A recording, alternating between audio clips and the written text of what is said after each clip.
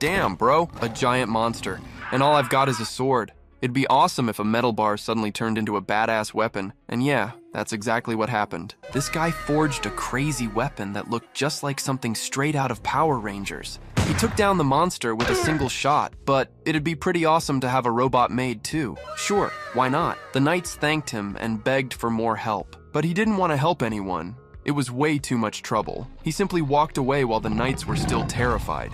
They ran around screaming for help. Meanwhile, this guy casually forged a gigantic sword out of nowhere. Bro, that sword is twice his size. But wait, how did we even get here? I'm already lost. Basically, the world of a Ghost Labyrinth game merged with the real world. People awakened incredibly powerful abilities. Others tried using modern weapons to explore the dungeons, but this guy went completely against the norm and chose the worst class possible, craftsman. He had such an intimidating aura that he ignored everyone around him. He knew exactly what he wanted to do and didn't care what anyone else thought. Then he finished forging a sword and was all happy about it. At that moment, this bastard system suddenly alerted him. Someone, his sister, was asking for help. He sprinted there like a madman. When he arrived, there was a tiny blue Tinkerbell floating there. On the other side, the guards were startled by his scream.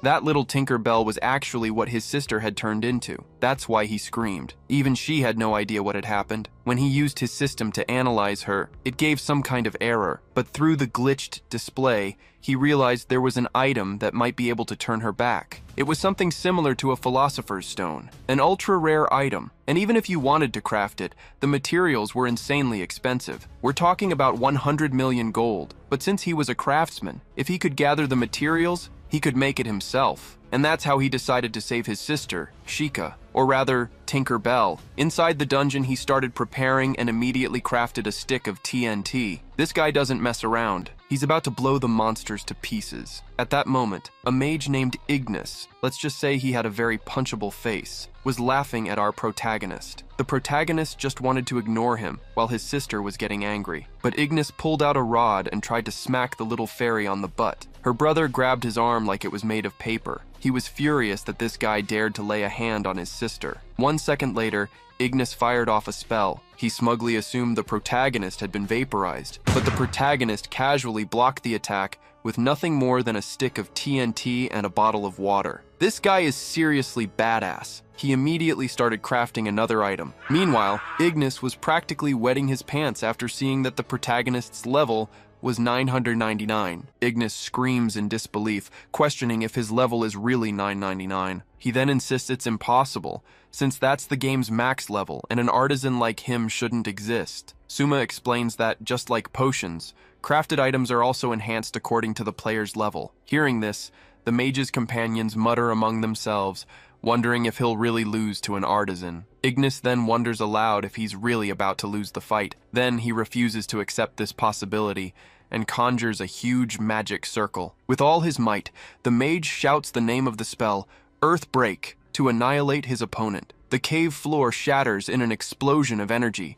sending rocks flying everywhere. Even amidst the chaos, Suma swiftly dodges all the debris flying his way. After the attack ceases, he stands in the center of the crater without a single scratch. Ignis laughs and calls him pathetic, revealing he has already mastered the advanced magic of the 4 elements. Next, he orders the artisan to beg for mercy in exchange for a possible pardon. A giant creature emerges from the shadows, rising up over the mage. Sheikah watches the scene, completely paralyzed by the creature's size. Then, Ignis himself is startled when he realizes what he has just summoned. Suma then realizes the mage's attack tore a huge hole down to the dungeon's lower floors. With that, he laments that a ridiculously strong monster has appeared because of the commotion. Immediately after, the dragon prepares a fireball to attack. The creature then unleashes a blast of fire at Ignis's group. Ignis screams in desperation as the flames advance toward him. One of his companions screams as he falls into the hole created by the spell. Suddenly, a pillar of water intercepts the dragon's fire attack. While Sheikah panics about what to do, Suma laments that this is a horrible way to start. He then asks if Sheikah can use her scout ability,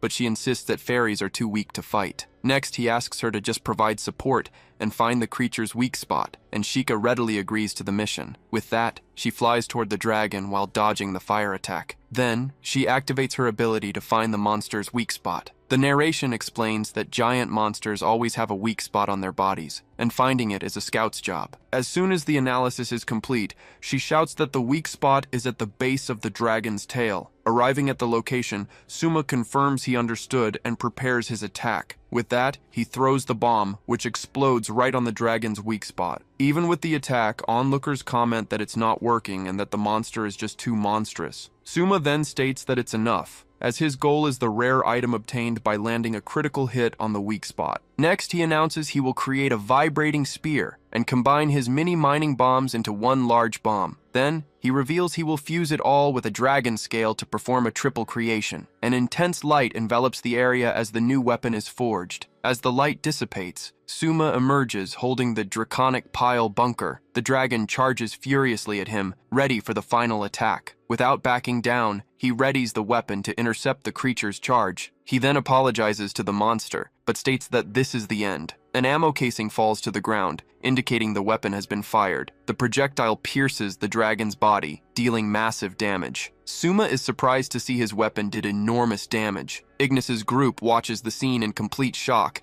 and the other adventurers are also terrified by what just happened. Shika cheers excitedly, shouting that he did it, and that's the Suma she knows. Then, he looks into the hole and hears a voice calling from down below. Ignis begs for help, and Suma asks why he didn't escape using his magic. The mage explains he used all his mana on the last attack, and Suma concludes that he's an idiot. Suma says he can save him, but it won't be for free, demanding a sincere apology to Shika first. Desperate, Ignis apologizes profusely for his behavior, repentant for his rudeness and poor judgment. Next, he says he wants one more thing, explaining that if he leaves him there, he won't earn a single gold coin. With that, he demands the mage hand over all the money he has. Once the deal is struck, Suma thanks him for the business, but warns there won't be a next time. Then he approaches a portal with his weapon at his side. Suddenly, he collapses against the wall in exhaustion, and Shika shouts his name. He then admits he's exhausted and has reached his limit, but is interrupted by an approaching group. One of the adventurers explains they were watching and were impressed, and Suma asks what they want. With that, the man asks if he would be willing to sell the weapon he just used. The adventurer offers 300,000 gold for the weapon, and an excited Shika yells that they should sell it immediately. Suma wonders if the weapon is really worth that much, thinking an item like that could be obtained just by gathering resources. The man denies it, explaining it's impossible to get an item with stats as insane as that plus 99 draconic pile bunker. He then emphasizes that, unlike in games, in real dungeons you have to risk your life at every moment. Suma then realizes that no one in their right mind would spend their days taking risks, as normal people would always choose safety. With that, a new idea forms in his mind. Then, he accepts the deal and tells them to use the weapon if it's enough for what they need. The reward for rescuing the hostile player appears on the screen, totaling 170,000 gold. Next, the sale of the draconic pile bunker is confirmed for the price of 300,000 gold. With that, the screen shows there are still 99,530,000 gold needed to reach the final goal. Back in the city, life goes on as usual. As they walk, Shika celebrates that they hit the jackpot twice in a row. Shika then asks what he was thinking about, and Suma reveals he had a good idea. He then suggests they should stop trying to make an honest living by exploring dungeons, which shocks her. Shika despairs, recalling they won't make it through the lower floors, as they barely survived a single dragon. He then points a weapon at her and says that, however, there is another way. With that, Suma raises a sword and declares that they still have crafting as their trump card. Then, Shika understands the plan and reacts with a smile of approval. She then explains that, unlike in the game, crafted items have real demand, and the plan is to get people to buy their creations. Their goal is to find items with easy-to-get materials that can be sold for huge profits. While Shika questions if they'll find something so convenient, Suma assures her they will, without a doubt. Standing before a large building, he states that this is the perfect place for their plan. He then approaches and pushes open the location's enormous golden doors. Opening them, Suma announces that this is the place in the dream labyrinth where the most gold changes hands. An intense light shines from within the hall, blinding the entrance. The place is revealed to be a grand, legendary auction for rare items. Inside the hall, bids for rare items climb quickly, reaching tens of thousands of gold. While Shika is impressed by the prices, Suma notes that this is, after all, the biggest auction in the Dream Labyrinth. Soon, the auctioneer announces that the sun and moon earrings have been sold for 90,000 gold. With a smile, he claims the real show will begin shortly. Next, the auctioneer presents the Black Shield Shadow Aegis with an opening bid of 100,000 gold. As soon as the item is announced, the bids skyrocket, quickly surpassing 400,000. One of the participants raises paddle number 49 to place a bid. Soon, a woman in the audience makes a final bid of 550,000. With that, the auctioneer confirms the amount and declares the item sold to the woman. Suma then decides their next crafting goal will be that shield, leaving Shika confused. He explains that the intense bidding war means many people are willing to spend huge amounts for the item. So, the plan is to mass-produce the shield and sell it to everyone who lost the auction. He then says he's already excited just imagining the money they're going to make. To create the Shadow Aegis, 2 materials are needed: Shadow Adventite and Fire Dragon Blood. The narration explains that Fire Dragon Blood is a low-level item, and they already got it in the previous fight. To get the Shadow Adventite, they decided to go to the second floor of the labyrinth. Soon, he spots an adventurer with low mana and approaches him with an offer. Next, Suma offers one of the mana potions he crafted himself. He then asks for 1,000 gold for the potion, but the adventurer complains he's being completely ripped off. With that, he thought that since he had the chance, he might as well make some extra cash off other adventurers. Since the strategy worked surprisingly well, he might have gotten a little carried away with the sales. Even with the buyer complaining about the price, Suma insists that it's a fair value. He then explains that using that item lets you easily get past annoying traps. As the bids rise and fall, Shika comments that things are really heating up. Suddenly, she notices a strange movement approaching from behind them. At that, Shika screams Suma's name to warn him of the imminent danger. A pack of fierce monsters comes running down the hallway toward them. Then, the 2 adventurers scream in terror as they face the threat. Suma then regrets getting too distracted by haggling over prices, and now he has to run. With no time to think, one of the monsters leaps toward them to attack. As he flees, he realizes the monsters are still chasing them relentlessly. Shika suggests it would be faster to defeat them, but Suma says there are too many, and it's dangerous for her in the crossfire. As they continue to flee, he despairs upon realizing they've reached a dead end. With a smirk, he reveals that's what the monsters were supposed to think, preparing his creation cube. Soon, he summons a gigantic weapon called the Explosive Hammer to face the pack. Next, he yells that in a narrow space like this, he can finish them all at once. With that, he strikes the pack with a powerful blow that unleashes a wave of energy. The energy surges down the hallway, annihilating all the monsters in its path in one go. After the battle, he asks if Shika is okay, and she replies that it was good they found the perfect spot for the attack. As he laments the wasted time and gets ready to move on, the floor begins to give way beneath his feet. Suddenly, the floor shatters completely, and he starts falling into the hole. Unable to get a grip, he screams as he plummets through the newly opened hole. After the fall, he lands on a lower floor, groaning in pain from the impact. Lying on the ground, he regrets messing everything up and admits he'd be dead if he were outside the labyrinth. Then he realizes he pulled the same stupid move as Ignis by breaking the floor with his own attack. Shika yells his name as she falls into the darkness to reach him. As soon as she reaches him, she asks if he's okay, and Suma replies that he barely survived thanks to the hit point system. In the darkness, Shika asks where they are, and he says they need light first. With that, he uses his creation cube to forge a lantern. Then, he holds up the lantern and says it's time to see if they'll find demons or snakes. The light reveals a large, mysterious room with big capsules lined up on the walls. Not understanding what happened there, Suma guesses that given the game's setting, it must be the ruins of an ancient civilization. Suddenly, a metallic sound from a nearby passage catches their attention. At that, Shika screams and points at something she just saw in the darkness. He turns in the direction she's pointing and identifies the creature there. He then reveals it's one of FO's classic event bosses from the Grand Guignol series. Shika wonders if monsters like that exist here too, and Suma concludes the labyrinth is completely insane. From its design, he deduces that it's Grand Guignol Eve, an especially dangerous monster from its series. Shika then asks what they should do, and Suma begins to analyze the situation. He then asks her to wait a second and says he's going to investigate the creature up close. With a smile, Suma explains that Grand Guignols are famous for dropping valuable materials, and they can make a fortune here. Even with Shika warning him about the danger, he approaches the golem and tells her to relax. Just as he reaches it, he confirms the creature is completely shut down, and then something happens. Suddenly, one of the golem's eyes lights up with an intense glow. The golem abruptly activates, catching Suma completely by surprise. As the creature prepares to attack,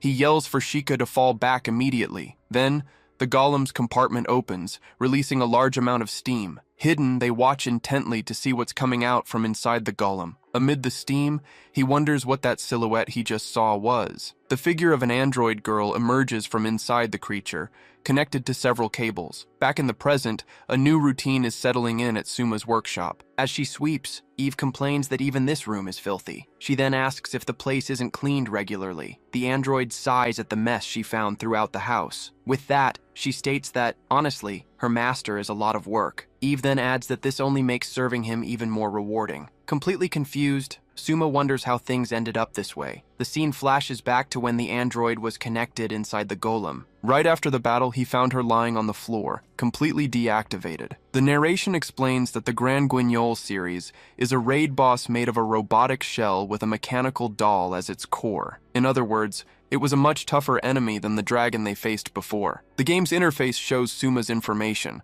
a level 999 craftsman. Suddenly, the doll identifies the player's name as Soma. With that, the android registers him as her new master, much to his surprise. The narration reveals that, to his shock, she lost all memory of being a boss and began insisting he was her master. He then explains that even though he told her not to follow him, he eventually gave in and brought her to the surface. While tidying the table, Eve comments that the room is a mess. Sheikah agrees that he never organizes anything, and Suma yells at them to stop ganging up on him. Then, he says he'll keep an eye on her, but Eve insists that her master call her by her name. Suma then announces they're returning to the labyrinth to find materials and orders her to stay and look after the house. The two stare at each other in silence for a brief moment. With a bow, Eve wishes her master a safe return. As they descend, he wonders why, of all things, she decided to act like a maid. He then assumes her backstory is showing through, leaving Sheikah confused by the term. Suma explains that according to the game's lore,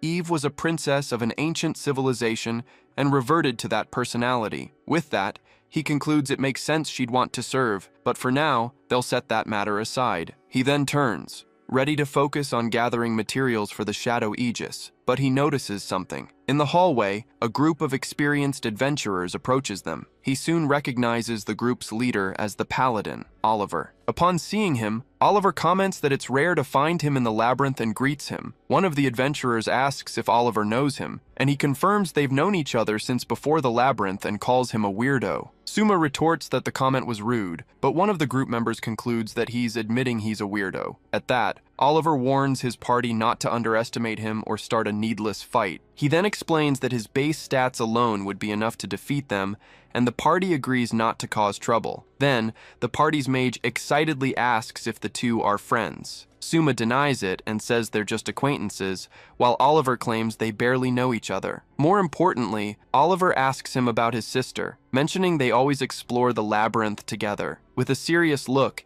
he braces himself and says he'll explain what happened. After hearing the story, one of the adventurers says it's more realistic to believe she turned into a monster. He then adds it would be more believable than thinking Suma went crazy and got a pet monster modeled after his sister. Oliver states he doesn't have time to help, as he's heading to the lower floors to train his party. Even so, he reflects on the difficulty of earning 100 million gold just to save her. He then remembers Suma had said they aren't blood-related, but that he's very devoted to her nonetheless. With a smile, Suma confirms that of course he's devoted to her. Right after, he declares with conviction that she is his precious little sister. He then recalls that his parents died in an accident when he was just a child. With no relatives he could trust, he ended up all alone in the world. Then he reveals that she is his precious little sister, and at the same time the daughter of the people who saved him. The two grew up together, forming an inseparable bond over the years. With that, he reaffirms his determination, declaring he'll do whatever it takes to save her. Sheikah flies excitedly through the cave, scouting the path ahead. Suddenly, she yells that she's found the black diamond and celebrates the size of the piece. Seeing the crystal,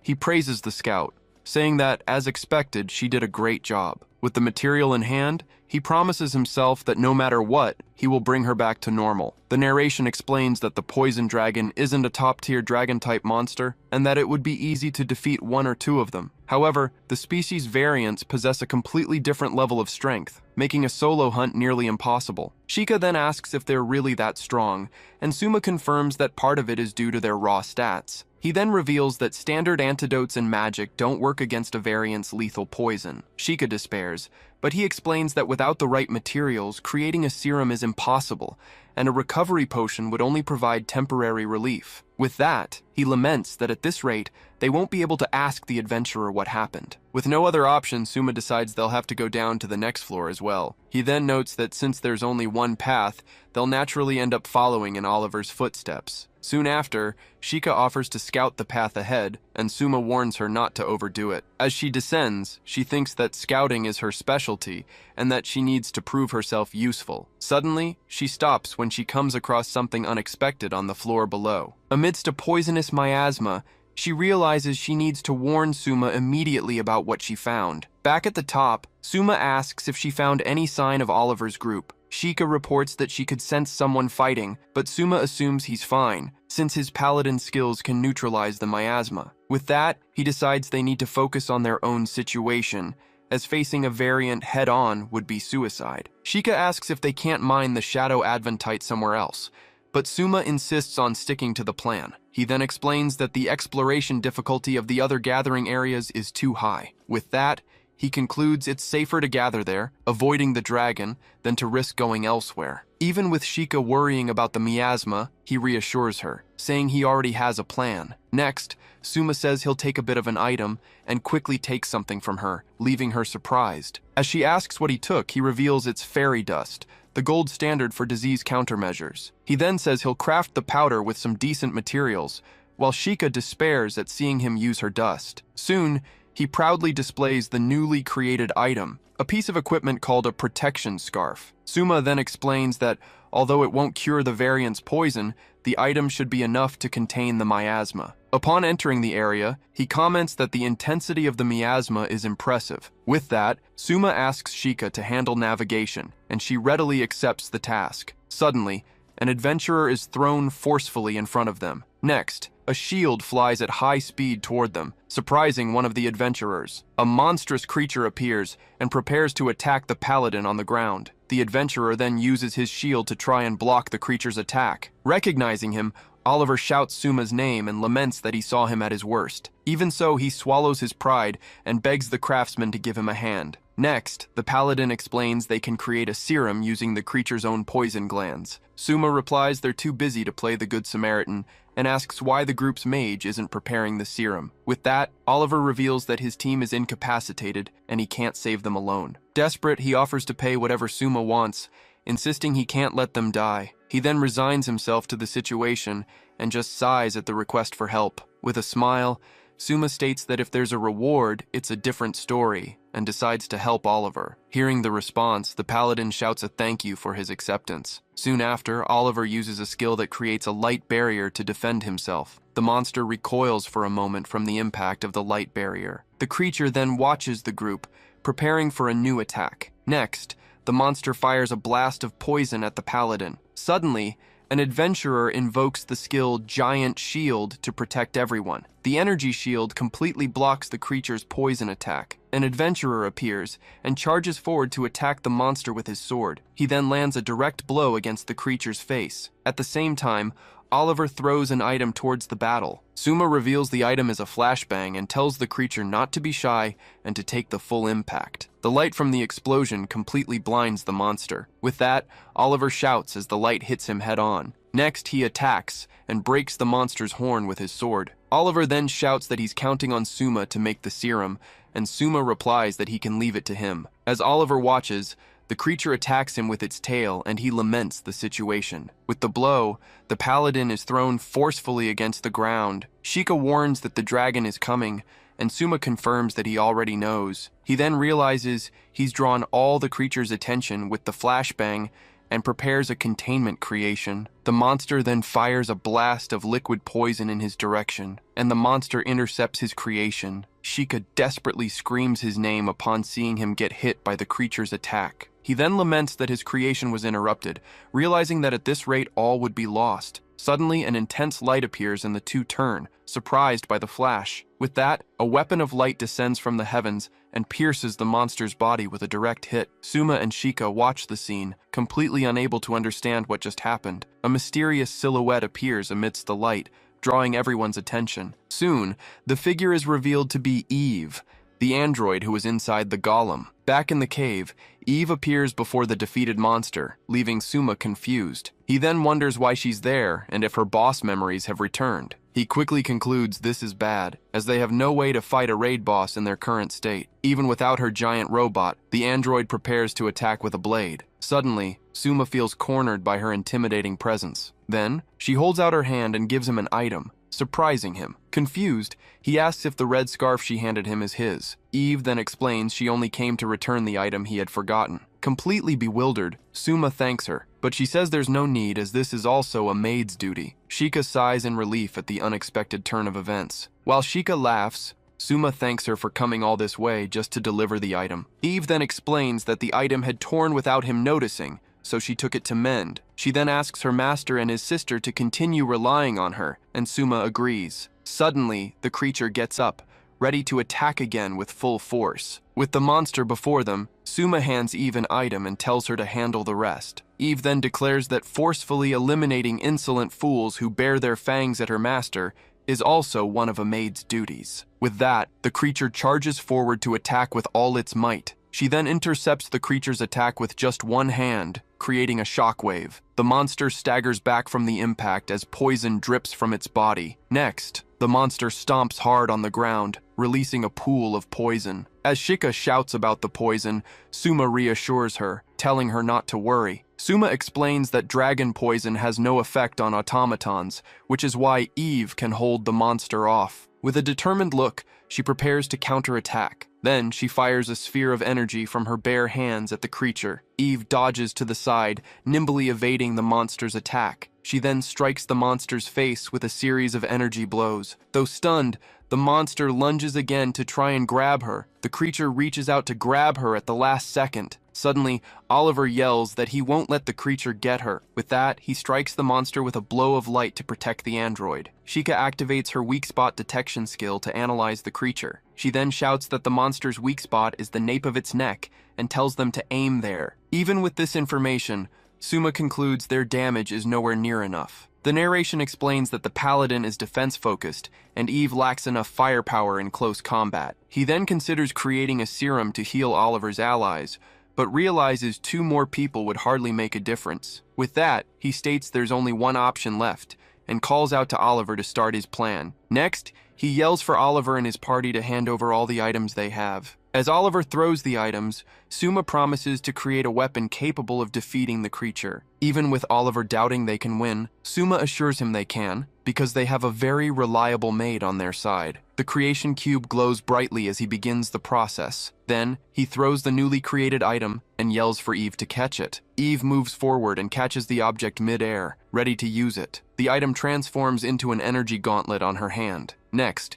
she flies towards the weak spot and strikes the monster's nape. The creature roars in pain as it's hit squarely by the devastating blow. With that, Eve activates her equipment, the lightning-heavy greave, for the final attack. She then concentrates a large amount of energy in her hand for the strike. Next, a beam of light hits the monster head-on, creating an opening. Then, she rushes in to kick the weak spot on the creature's nape. The blow unleashes a blast of energy that pierces through the monster's body. The light weapon shatters after completely piercing the creature. From the impact, she lands in the middle of a newly formed crater. With an orb in her hands, Eve declares the mission is complete. The game interface then displays the item obtained, the Venom Dragon's Jewel. In disbelief, Oliver comments that they actually managed to defeat the creature. While Eve heals his companions, Oliver thanks Suma for his help. Then Suma hands over the 3rd serum and asks them to take it to the thief waiting upstairs. After saying their goodbyes, Oliver's party leaves the cave,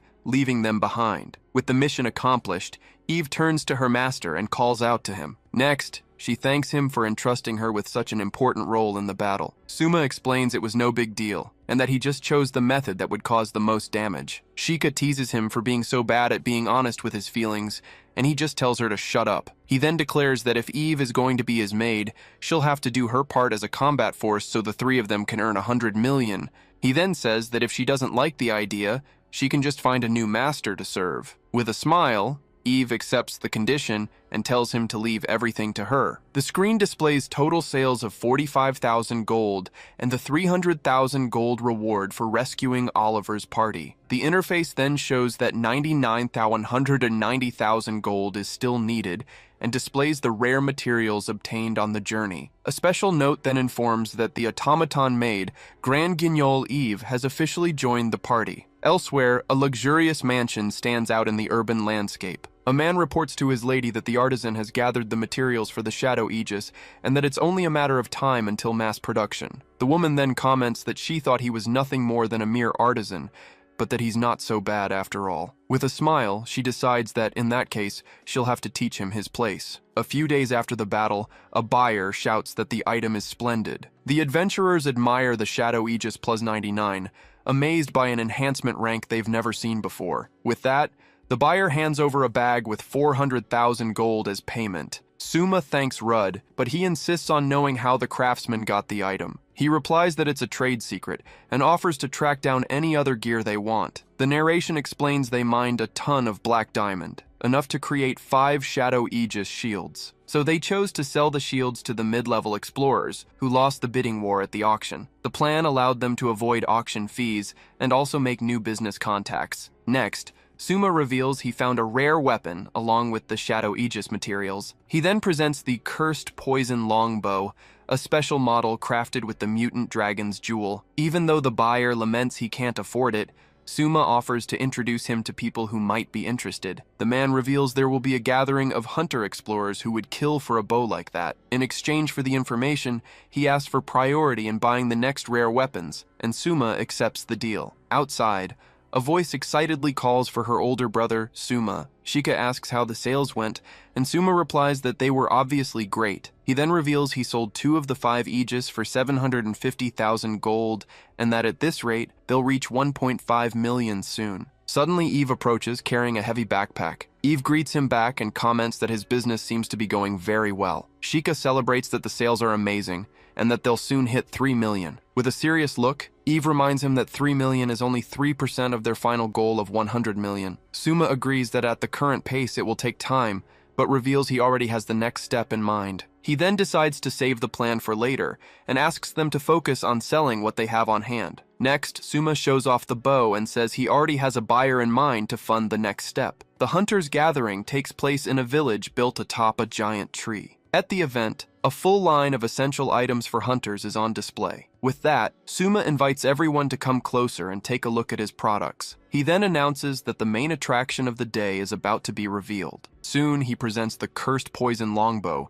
sending the crowd into a frenzy. With a smile, he approaches one of the hunters and suggests that, at his level, the weapon would be a perfect fit. The hunter awkwardly backs away, stammering that he doesn't need the weapon right now. Suma realizes something is wrong when even the simplest hunting bows aren't selling. Other vendors comment that they can't sell even a basic bow. Soon, he realizes the buyers aren't uninterested or hesitant. The narration explains it's as if they're afraid of what would happen if they bought something from him. Suddenly, a man in the crowd shouts and calls him a pipsqueak, pushing his way through the others. The hunter, a predator named Hayato, questions who gave him permission to set up a shop there. Suma remains silent, just observing the newcomer's provocation. Hayato then asks who he thinks he is, stating he doesn't recognize his face. With a serious look, he introduces himself as Suma, a craftsman, and asks if he needs anything else. Hayato laughs and says the craftsman class is just a fancy way of saying jack of all trades. Even facing the insult,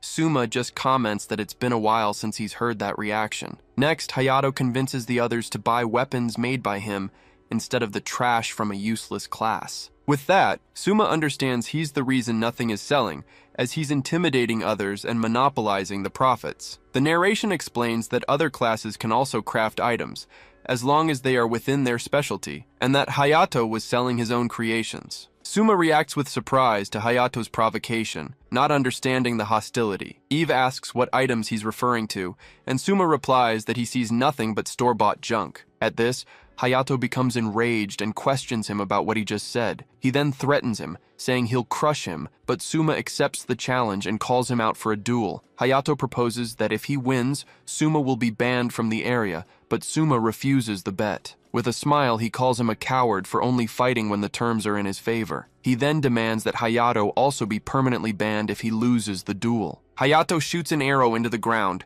creating a dividing line. He accepts the terms, but adds that if Suma loses, he'll be left half dead and crippled. With that, he proposes they each craft a bow and arrow, and the first to land a hit wins. Hayato then declares he'll show him the difference between their classes, preparing to shoot. At the last second, an arrow hits his hand, and he turns around, not understanding what happened. With the bow in his hands, Suma apologizes and says it was an accident. Next, he reveals that his bow has auto-aim and can't miss. Then, Suma complains about wasting rare materials on this nonsense, explaining they were for a client, and now he'll have to buy them again. Meanwhile, Hayato runs exhausted through the forest to escape his humiliation. Upon reaching the village, he swears he won't forgive him for making a fool of him in front of everyone. With that, Hayato yells that Suma will regret this and activates one of his skills.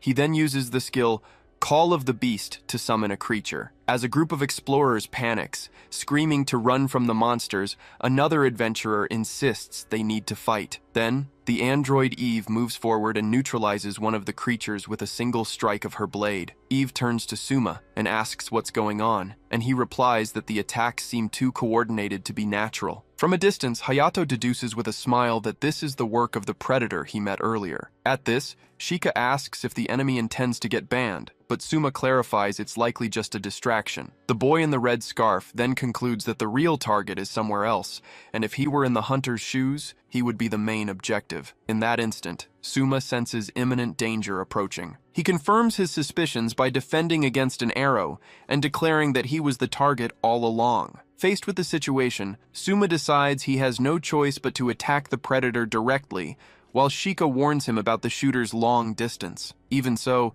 he creates a bow and fires multiple arrows, wondering if they'll even reach the enemy. The projectile's energy trail speeds towards the target. Suddenly, Hayato senses the approaching counterattack. He then watches the energy arrows rise into the sky, heading his way. Calmly, the hunter in the green bandana watches the projectiles lose power and fall around him, causing no damage. Hayato then scoffs at the useless attempt, asking if his opponent doesn't even know about the distance damage penalty. With a smile, Hayato states that ranged attacks are useless, as he has a special skill that nullifies damage fall-off. He then fires an arrow, declaring that his fighting style is to finish off opponents while they're surrounded and unable to move. The hunter in the green bandana then launches an arrow with an explosive attached towards his target. Suddenly, Hayato's eye reflects an unexpected glint approaching fast. The next instant, one of the energy arrows he had ignored explodes right in front of him.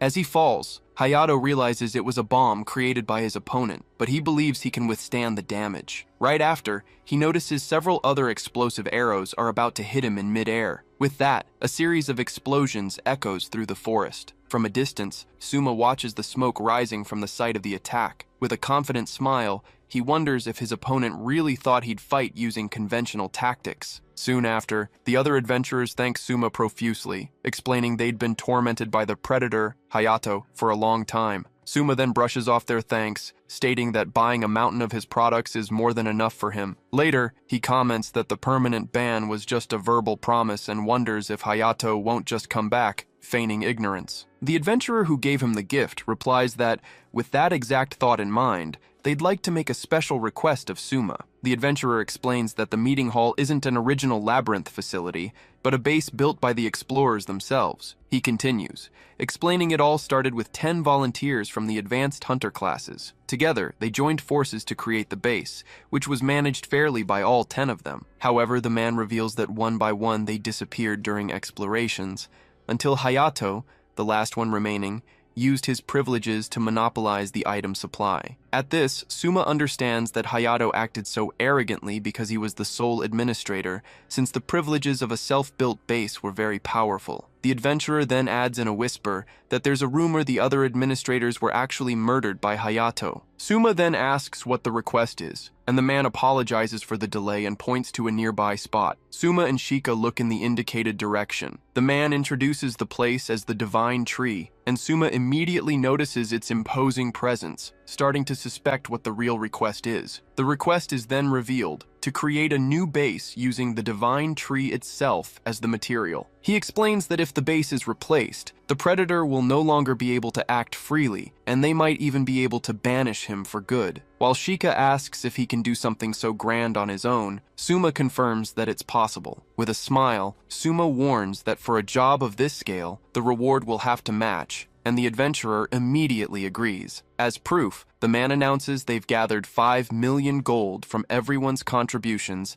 and will give it all to Suma. Then, Suma's creation cube materializes, ready to begin the work. Suma announces the deal is a success and suggests finishing everything by the end of the day, leaving the others shocked. The adventurer replies that's impossible, recalling that the current base took 10 people a month to build. Suma then explains that since creating a base is just joining several parts, he just needs to speed up the process by doing everything simultaneously. The adventurer is impressed by the idea of him using an advanced technique to create 2 parts at once. Then, the man realizes it's not just 2, but several creation cubes being activated at the same time. With dozens of cubes floating around him, Suma prepares to begin the massive construction. With a gesture, he commands the cubes, which begin to shape the Divine Tree with beams of energy. And so, the boy in the red scarf activates his large-scale creation skill. A wave of energy expands through the forest as the new base quickly takes shape. In a few seconds, a wooden platform appears directly on the tree's trunk. Right after,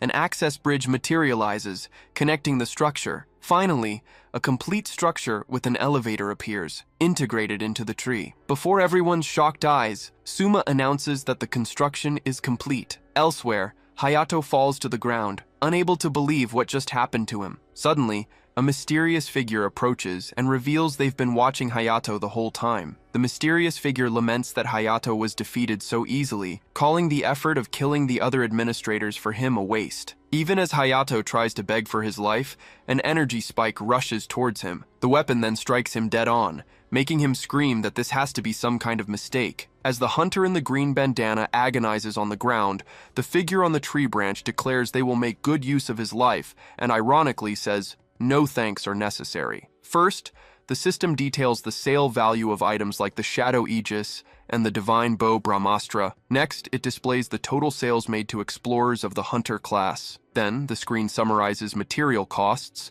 the reward for the new base, and a total net profit of over 6 million. With that, Suma reveals with a smile that his current savings are around 7 million. He then tells Eve that, besides the 5 million from creating the base, he was glad the Divine Bow sold for more than expected in a mini-auction. Eve then analyzes that the raw material cost was about 40% of the revenue, when ideally it should be kept at 30% at most. Suma justifies that the percentage is decent since they stocked up on rare materials, agreeing it would be impossible to gather everything himself to cut costs. Suddenly, Shika notices a message notification and wonders who it could be from. In a panic, the little fairy reveals the message is from the Self-Management Committee and that they're summoning him. Confused, the android repeats the name of the Self-Management Committee. A narration explains that one of the biggest differences between the Phantom Labyrinth and its game prototype is the non-existence of game masters. These masters acted as customer support, responsible for settling disputes and punishing rule breakers. Since this function doesn't exist in the labyrinth,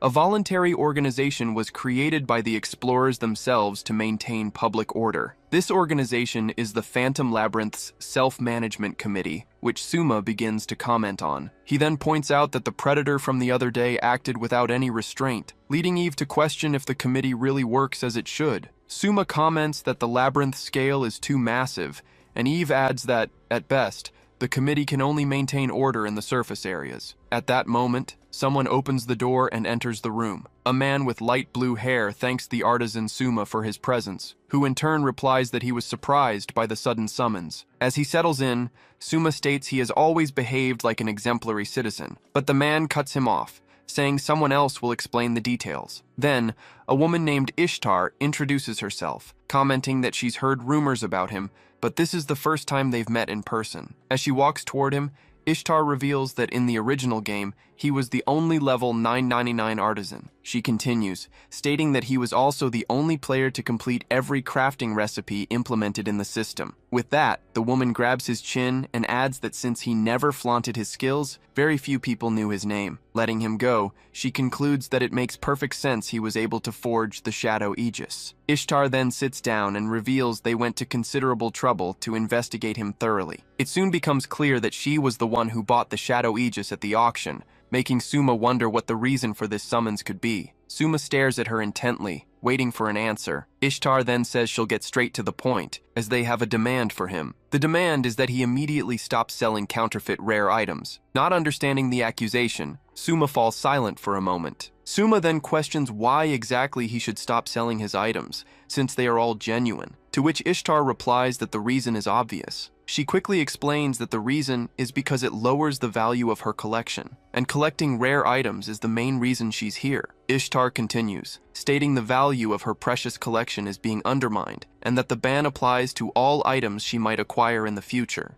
Outraged, Suma stands up and yells at her to stop saying such ridiculous and nonsensical things. Then, the light blue-haired man intervenes, announcing that Initiator Ishtar wishes to settle this dispute through a trial by dueling. He details that the format will be a public duel in the Grand Arena, where using representatives to fight is also allowed. The boy in the red scarf remains silent as he processes the proposal. As he reflects, he considers that duels to settle disputes are common, but the real problem is her absurd demand. At this, Sheikah speaks up furiously, reminding him that he needs 100 million to restore her and would never agree to ban the sale of rare items. Suma concludes that refusing the duel would likely be pointless, as she would just interfere in some other way. After a moment, he reconsiders and wonders if, in that case, it wouldn't be better to accept the challenge. He realizes that if they win, they'll get the committee's official approval to sell items, plus the incredible publicity value of a public duel. However, Eve points out a concern, saying that Ishtar's arrogant attitude is hard to believe for an ordinary explorer. Then Sheikah asks if the Initiator class is something special, and Eve clarifies that it's just a starting class exclusive to beginners. Suma then turns and confirms that's exactly what makes her so terrifying. Suma then deduces that, as an explorer, she's nothing special, but rather someone rich who probably hires others to do the heavy lifting. He understands she will certainly hire a representative specialized in combat, and the biggest question is whether they can defeat him. With a smirk, Ishtar pressures him, asking what he'll do and threatening that she'll use other methods if he refuses the duel. Faced with this, Suma accepts the challenge, but sets a condition that if he wins, she must back down completely. Confidently, Ishtar agrees to the term and swears on her own pride. Back in his workshop, Eve questions if the decision was wise, stating that her representative will surely be a very powerful fighter. The android continues, saying that with his combat skills, the chances are minimal, and Suma replies that he already knows that. He then explains that his stats are no different from people at half his level, and that, having no combat skills, he couldn't beat a specialized player. Even so, he states he'll do it for his precious sister, and that he wouldn't have accepted if he didn't believe they had a chance to win. With that, Suma turns to his companion and asks her to be his representative in the duel. The android replies that if it's an order, she has no choice but to obey, but questions if he isn't overestimating her abilities. Eve then reveals that, according to her analysis, that woman's bodyguard has considerable combat skill, and the chance of victory against him is only 30%. Suma cheers up, saying that 30% is more than he expected, leading Eve to conclude he underestimated her and ask if she can punch him. The young man then reminds her that even with a low chance, victory is possible, and recalls that in the fight against the venomous Drake, her performance alone wasn't enough. He then concludes by stating that she only won because she used the equipment he created, as the true source of her strength comes from enhancement through his items. With a smile, Suma explains that the game had many recipes for automaton equipment, and that with the right materials, he can create even the most powerful weapons. Suma then comments that, technically, it's equipment for pet monsters, which leads Eve to suggest that maybe she should wear a collar, making him regret his choice of words. Sheikah then agrees they would win with the crafted items, but Suma points out that the real problem is where they'll get the materials. Then, the little fairy exclaims that her brain is going to explode, considering they have little time, that buying everything would be expensive, and that some materials aren't even for sale. Suma then reassures her, telling her not to worry, as he has already thought of all these details. With that, he reveals his plan to use the body of a defeated Guignol unit as material to create an exclusive weapon for Eve. Finally, the boy in the red scarf declares that this is their path to victory. With a grinding metal sound, one of the automaton's arms is moved. Then, Suma manages to remove another component and celebrates, saying he got another piece. Holding one of the gears, Sheikah comments, "It's a good thing others didn't loot all the parts first," and Suma agrees it all went according to plan.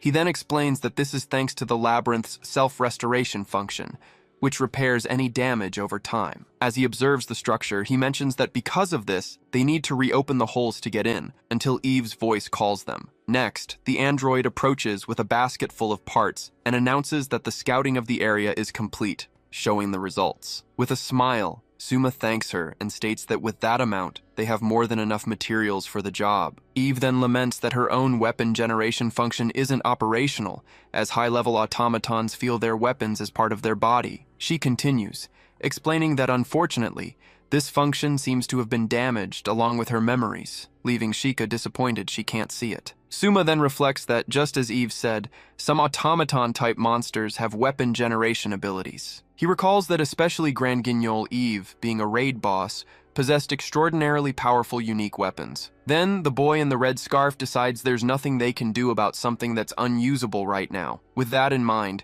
he approaches the android and asks for a moment of her attention. Suma then asks her to confirm she remembers nothing of the past, and Eve replies that memories of herself are inaccessible. However, she reveals there is frozen memory data, and that, if it could be thawed, her weapon function might recover, but Suma advises her not to force herself to remember. Suma then deduces that those are probably memories from when she was an enemy boss. As he concludes it's best not to stimulate her memories carelessly, Eve turns and calls out to him. Suma faces her, awaiting the question. Next, the android asks him if he'll be able to create gear strong enough to win the duel. Eve then declares that Sheikah's chance to become human again is at stake, and a defeat due to insufficient weapon performance is unacceptable. Confidently, Sheikah replies that of course it will be fine. After all, the weapon was made by Suma. With a smile, Suma agrees and tells them to leave the work to him. A short time later, in the crowded arena, the announcer proclaims that the representatives from both sides have entered the ring. On one side, he introduces the collector Ishtar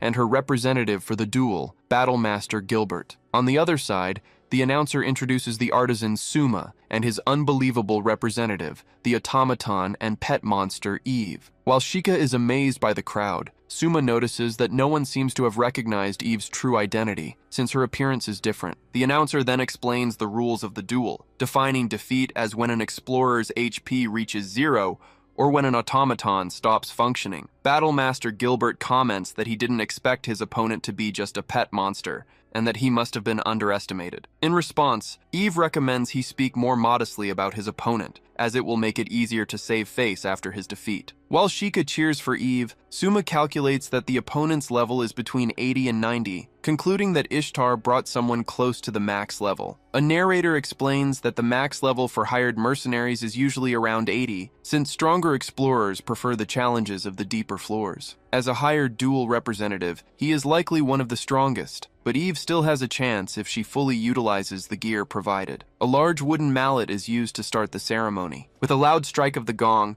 the start of the duel is announced to the entire arena. Immediately, Gilbert raises his massive weapon for the first strike. Eve then positions herself to take the direct hit. Then Gilbert strikes the ground and yells for everything to shatter. The impact of the blow raises a huge cloud of dust in the center of the arena. From the stands, Suma shields his face from the wind generated by the explosion. The announcer questions if the duel is already over with such a powerful attack, while Ishtar and her followers watch, protected by a barrier. Gilbert stares into the dust with disdain, awaiting the result of his attack. Amid the smoke, Eve reveals herself completely unharmed, protected by the Shadow Aegis. Ishtar watches the turn of events in the arena with a subtle smile. Next, Eve activates the shield's special ability, Petrification Wave. Battlemaster Gilbert braces himself for the energy's counterattack. As the energy advances, the announcer explains that a counterattack like petrification would result in immediate defeat, as there are no allies to heal him. However, Battlemaster Gilbert channels his own energy to resist the effect. Then he reveals an item on his wrist and shouts that he came prepared, stating that negative effects won't work on him. With that, Eve dodges another blow, discards the shield, and declares that now it's her turn to attack. Then, the android equips a blade unit on her arm and a flight unit on her back, hovering in the air. Thus, she dashes at high speed toward her opponent. Gilbert then positions his massive sword to defend against the impending attack. The two weapons clash in a direct impact, creating a massive collision of metal. The clash of blades creates an explosion of energy that lights up the entire arena. After the impact, she realizes Gilbert has disappeared and wonders where he could have gone. Suddenly, Gilbert reappears behind her, catching her completely off guard. With a swift movement, the android defends herself with her blades. From the stands, the little fairy watches the scene up close, completely shocked. Despite the attack, Eve notices her blades shattered against the opponent. Next, she retreats and lands at a safe distance as her equipment dissipates. With two new daggers in hand,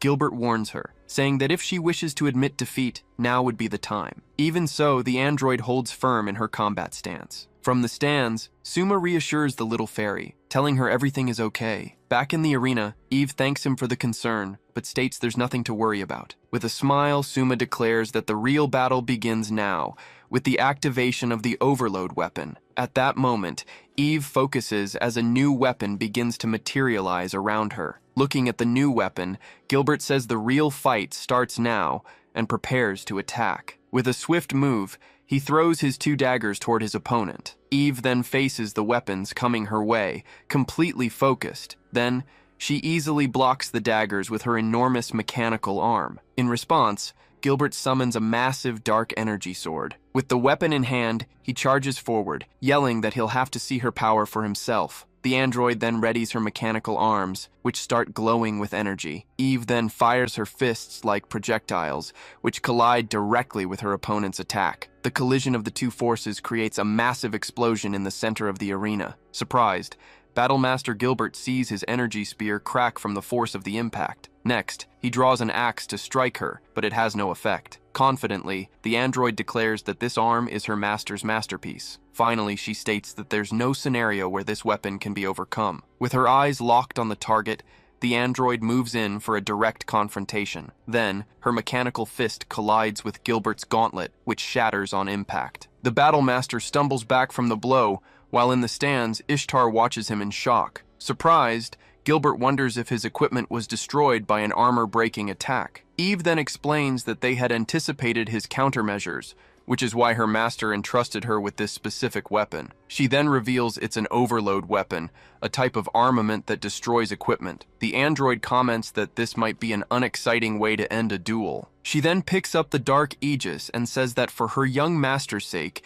he will help advertise the product. With that, petrification energy shoots from the shield toward her opponent. Ishtar watches the scene from the stands, completely shocked by the turn of events. The narrator then shouts, asking what just happened in the arena. He then announces it was a comeback with a simply overwhelming finish. The announcer then declares that the winner is the representative of the artisan Suma, the mechanical doll Eve. Ishtar then wonders how anyone could have predicted this ending, where the weakest class ended up winning. As two cloaked figures approach Gilbert's statue, the narrator declares that this was, without a doubt, the end of the duel. From the stands, Suma watches the duel's outcome with a faint smile. The narrator then declares that this moment marks the beginning of a new chapter in the history of the Phantom Labyrinth. A few days later, Sheikah calls out to Suma, impressed by the number of orders they've received. Sheikah asks if all of those are item creation requests, to which Suma confirms the duel was really worth it. With that, the little fairy celebrates that his true power has finally been revealed,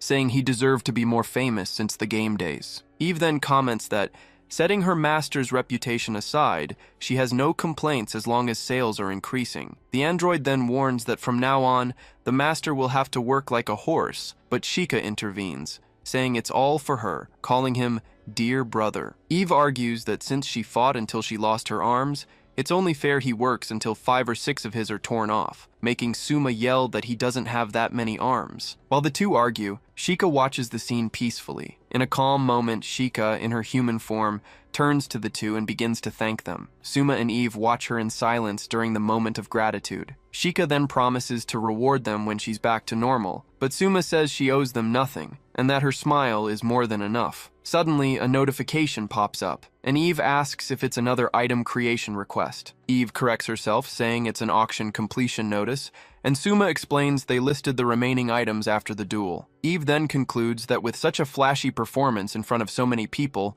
she figured the auction would be a success. The auction notification confirms all items were sold, but the buyer's identity comes as a big surprise. The list of auctioned equipment included items like the Great Obsidian Armor, the Mountain-Shattering Warhammer, and the Black Lotus Necklace. It is then revealed that all the items were bought by the same person, the initiator Ishtar. With a laugh, Suma understands the move and realizes that by buying everything for herself, she ensured the item's rarity wouldn't drop in the market. Beside him, both Shika and Eve react to the news with expressions of complete disapproval. Outside, Suma comments that rich people are on another level, but in the end, they landed a very profitable client. A summary of the bids shows the total sales, costs, and fees, leaving the remaining amount for the final goal at just over 89 million. Far away, the mage Ignis walks down a dark alley, cursing his own luck. Seeing a news report about the auction, he recognizes that this is undoubtedly the artisan from that day. He then complains that his life has been a mess ever since, as his companions abandoned him and he can barely explore alone. Suddenly, a mysterious figure appears and comments that the mage Ignis seems to be going through a tough time. The figure then offers his strength, a power sufficient to stand up to the artisan Suma. Though surprised to have his name recognized, Ignis quickly dismisses the matter. Instead, he demands the figure prove his words immediately, threatening him if it's a joke. In the next instant, the mysterious figure attacks him with an energy blade, piercing his body from behind. With his body pierced, the bespectacled mage reacts with pain and surprise to the unexpected attack. As an energy starts to envelop him, Ignis questions what the mysterious figure did to him. In response, the hooded figure tells him to accept the power without any resistance. With that, the energy blade is driven deeper into his back, causing the mage to let out a scream of pure agony. Suma reflects that after the duel, they finally secured 10 million gold, but since that was just a tenth of their goal, it was time for the next step of their plan. Suddenly, the android Eve says she heard what he was planning. Standing in front of a large building, she asks if this is what he meant by the next step. As they enter, Suma confirms he'd had this in mind for a long time, and despite the delays, he felt the time was finally right. Just inside, a man greets them, saying he'd been waiting for Suma the craftsman. The man then asks if he's here to see a property for rent, to which Suma replies he'll decide after an inspection. With that, the realtor explains that although most shops are part of the labyrinth, explorers can also rent buildings to run their own businesses. He continues, saying that running one isn't complicated, as the system handles transactions, and all you have to do is restock the products. Eve then questions the rent of hundreds of thousands, since he could just sell everything digitally for free. Still, Suma replies that there are benefits, and the realtor adds that one of them is being able to operate unattended. The man explains that, unlike a street stall, a rented shop can run without supervision, allowing him to go on expeditions and sell items at the same time. Suddenly, Shika chimes in, asking if something isn't strange about the situation. She points out that this is a prime property in a busy location, and questions why a place like this would be completely vacant. At this, Eve stares at the realtor and points out that he hesitated, but the man denies it, assuring them the property is perfectly safe. Trying to deflect, he starts listing the location's qualities, like the residential area, huge storage space, and a spacious shop with an elevator. Looking nervous,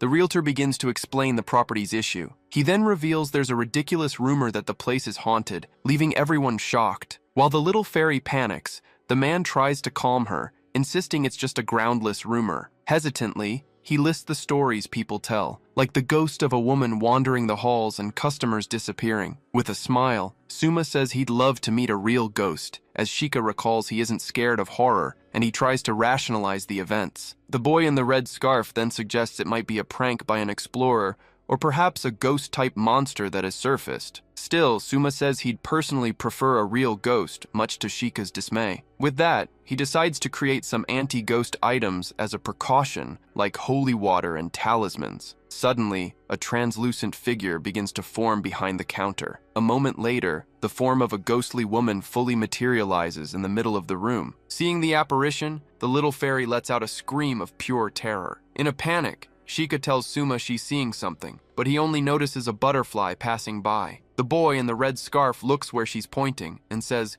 there's nothing there. Realizing it's a real ghost, the fairy despairs, but Suma tells her to calm down. Calmly, he explains that many ghost-type monsters can turn invisible. Eve then remembers her scouting skills are always active, but Suma explains that as a fairy, it's natural for Shika to see things they can't. Suma concludes that what she's seeing is the source of the rumors, and asks Shika where the apparition is right now. The little fairy then looks around, trying to locate the creature's position. Soon, she reports that the figure is standing next to the counter and doesn't seem to be moving. Understanding the situation, Suma decides they'll split up to search for other ghost-type monsters on the premises. Though scared, Shika clutches one of the talismans he handed her. Next, Suma explains that even if they can't see them, the anti-spirit tools will work, and they can use the holy water as soon as the talisman reacts. He then hands a vial to the realtor and asks for his help, leaving the man unsure how to refuse. The realtor then reveals they've tried various anti-ghost countermeasures before, but nothing worked. Hearing that, the little fairy becomes visibly worried. Shika approaches the counter, believing the talisman should react if it were a ghost-type monster. Carefully, she brings the large talisman close to the translucent apparition. Even up close, the paper remains completely inert in her hands. The fairy stares at the scene with wide eyes, not understanding what's happening. Panicked,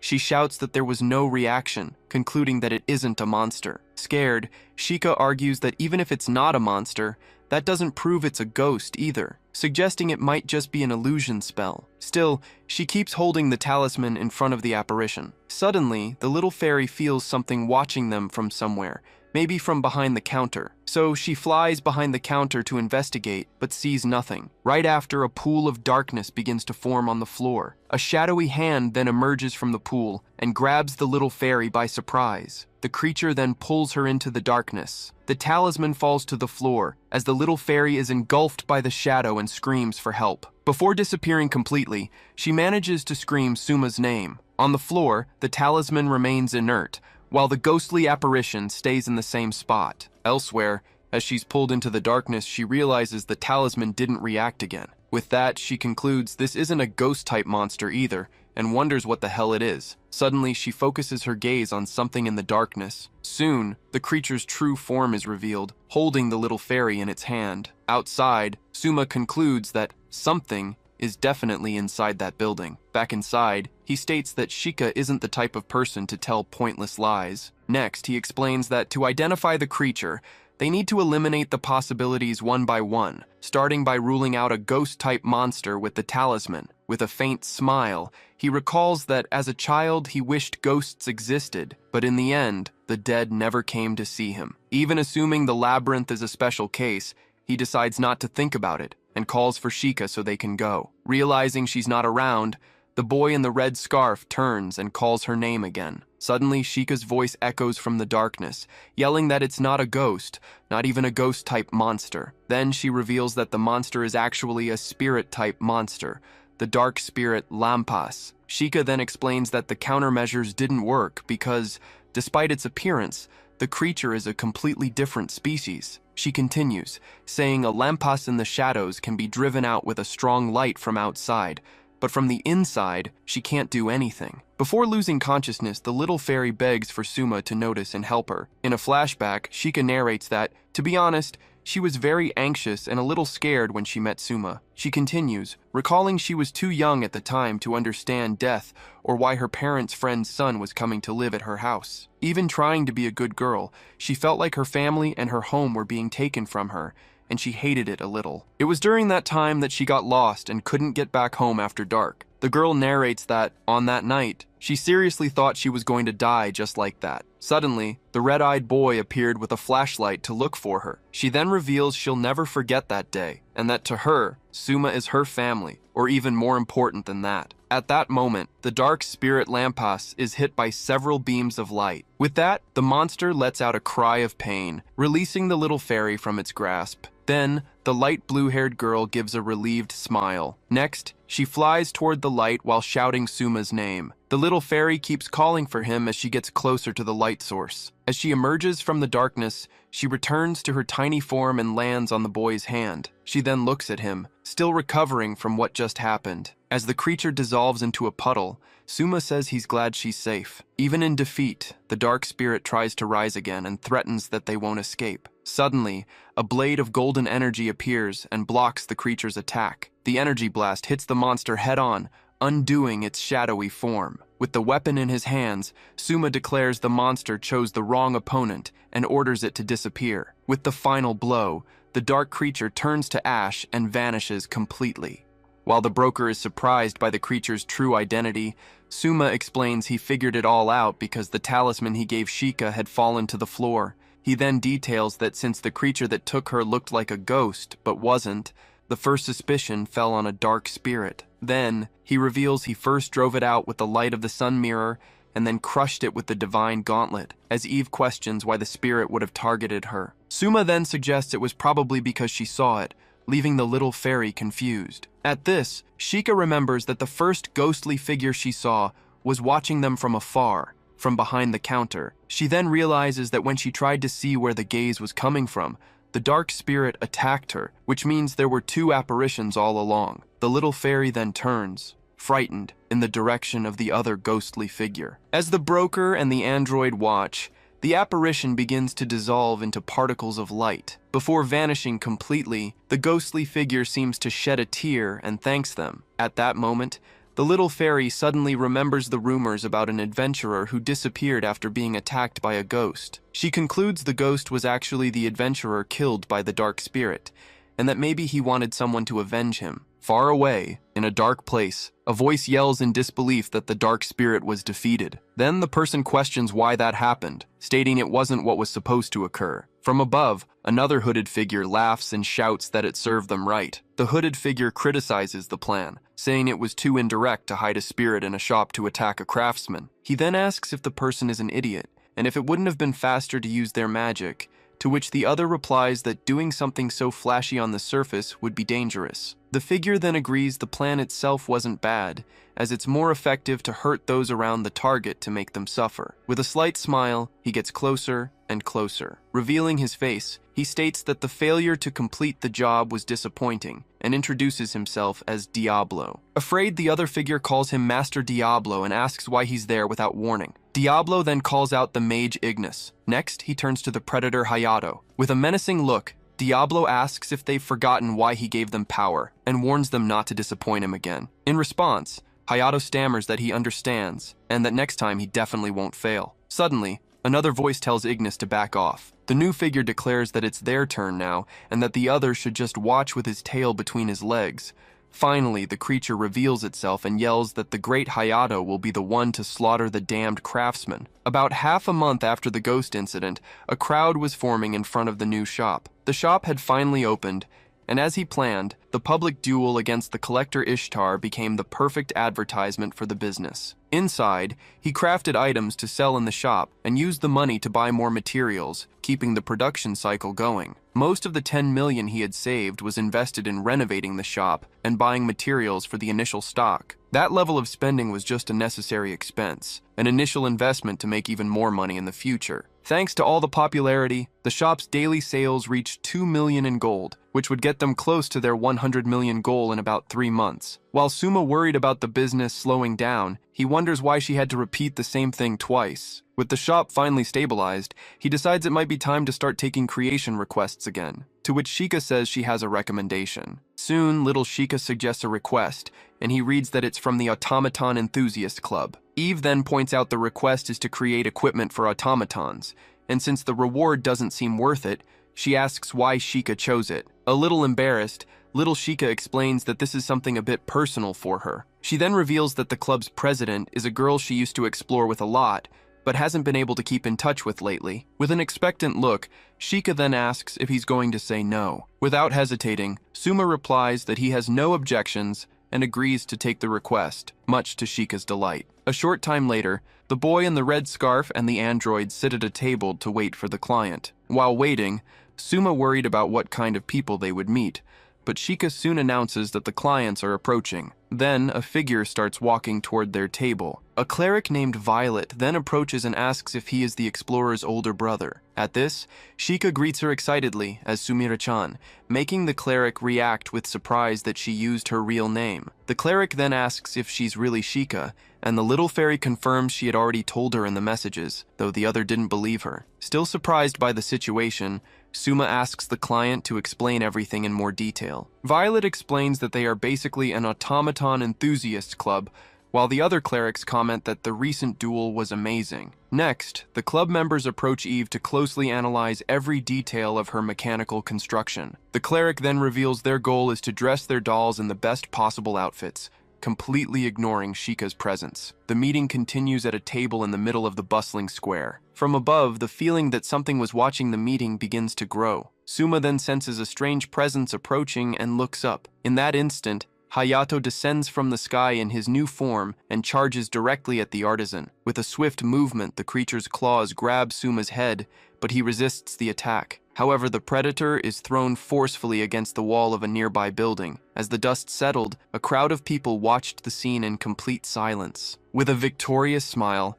Hayato yells that it served the artisan right. Lying on the ground, Suma recognizes the voice and wonders if a human could really have become a monster. Then, Hayato reveals he came back to kill him for good by abandoning his human body to obtain this new power. Suddenly, a wave of energy forms on the ground, right beneath the two of them. With that, the predator grabs Suma and carries him high into the sky, flying over the city. Hayato then admits the artisan is strong, but claims he won't survive the fall damage from this height. Right after, he lets go of the boy in the red scarf and says goodbye with a yell. However, the predator lets out a cry of surprise upon realizing something was wrong. Hayato then yells for the artisan to just fall already, but realizes he is still clinging to his leg. With a smile, Suma tells him not to worry, as he will fall the right way. In that instant, he combines a blank magic paper with a thunder beast's fur. While creating a new item, Suma warns that the predator is coming down with him. With that, a lightning spell scroll materializes and wraps itself around Hayato. A huge explosion of energy then lights up the sky,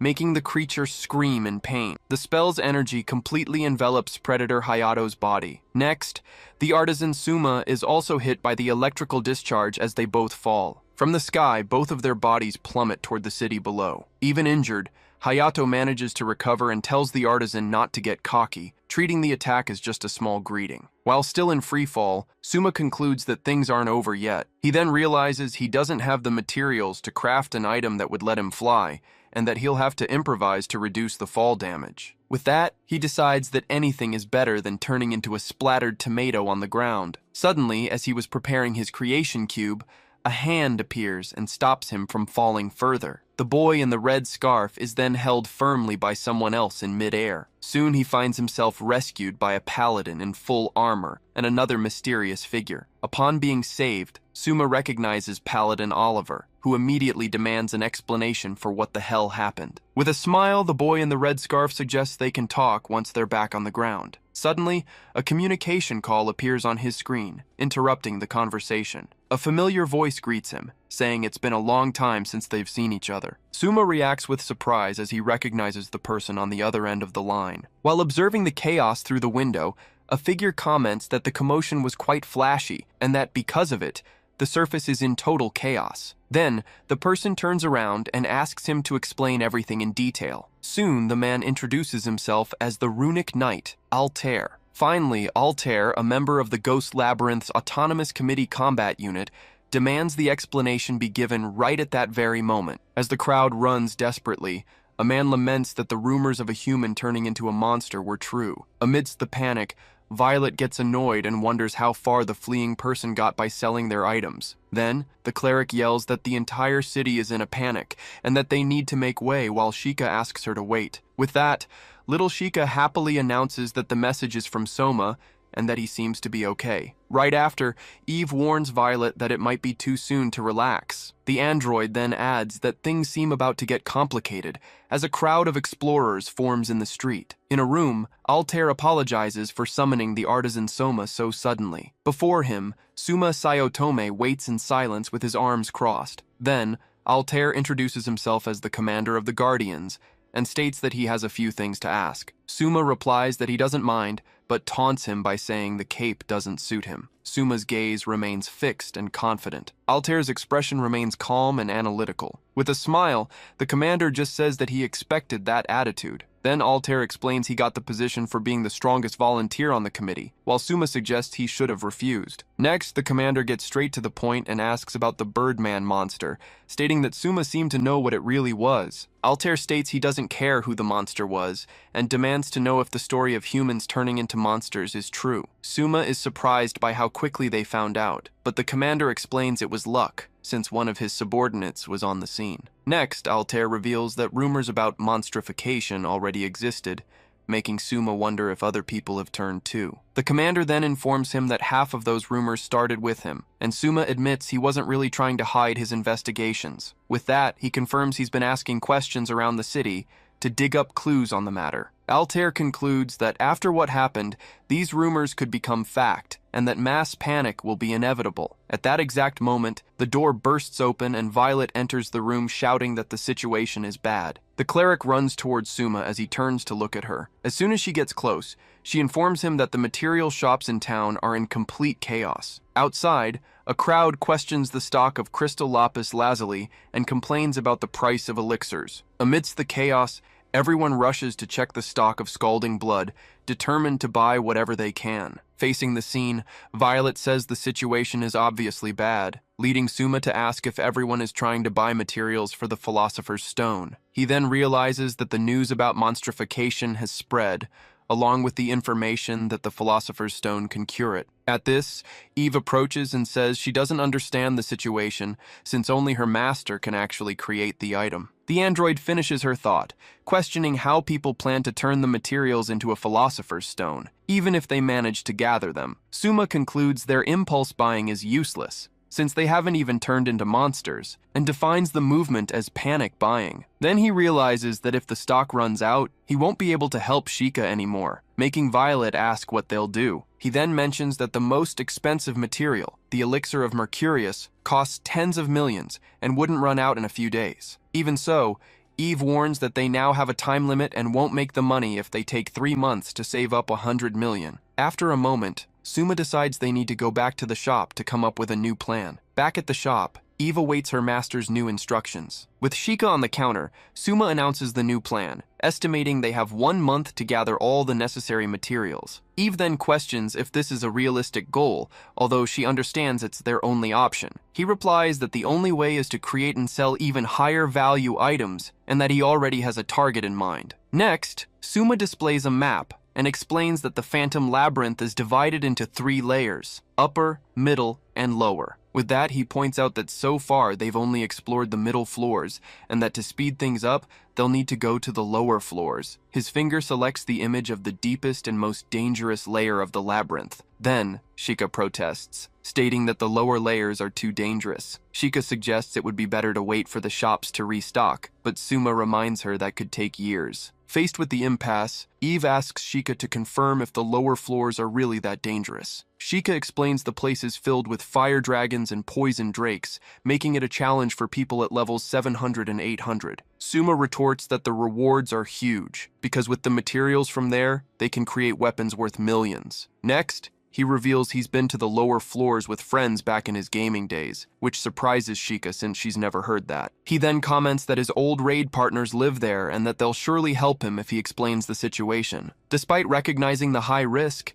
Eve asks her master for permission for them to go to the lower floors. Then, the android reinforces her dedication, making Sheikah accept the decision, since he'll be counting on his friend's help. Eve says she's on Sheikah's side and tells Suma to get ready, while he promises he won't do anything reckless. A panel displays the shop's financial status, showing that 83,000 G are still needed to reach the goal. A few days later, An elevator door opens into a dark environment. Inside the elevator, Suma thanks him for the ride, explaining they were never able to get a shortcut pass to the lower floors. A man in armor replies that it was nothing and that he was already training his party in those layers. Then, the explorer asks if Sheikah has ever been to the lower floors, and she replies that she always considered it endgame content. The man then advises her to prepare for what's to come. Sheikah's face shows her apprehension at the warning. Upon arriving, the explorer declares that from this point on, the normal rules no longer apply. The explorer explains that unlike the upper layers' caves and forests,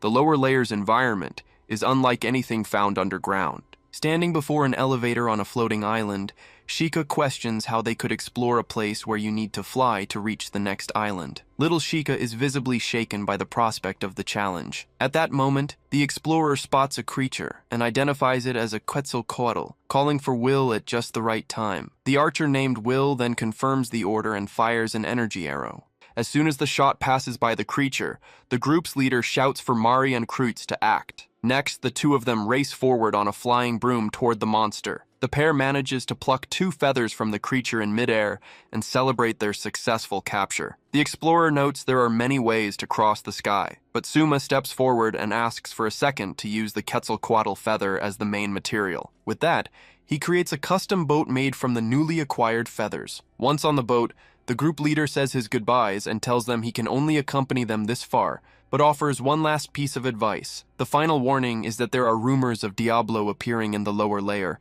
putting Suma and Sheikah on alert. As they move away, Eve asks what kind of monster Diablo is, and Suma reveals he's not a monster, but a human. He then explains that Diablo is a player killer, a serial killer who exclusively targets explorers. Finally, Suma concludes that while killing other players in the game wasn't a big deal, Diablo has now started killing real people in reality. Sheikah mentions she's heard of him, a veteran who knows the game's mechanics and abuses that knowledge, leading Suma to consider the situation problematic. Sheikah then worries about the possibility of other people turning into monsters and about their materials running out, while Suma agrees that the Predator's case can't be ignored. As he reflects on finding a way to reverse the transformation without the stone, a gigantic monster appears before the boat. The creature lunges forward and attacks the vessel with a vicious bite. With the boat damaged, Suma is stunned to recognize the creature as a wyvern grandis that has appeared at a terrible time. As the boat falls toward a lava mountain, Eve asks her master if he can stabilize it. Suma replies that the monster would just attack them again anyway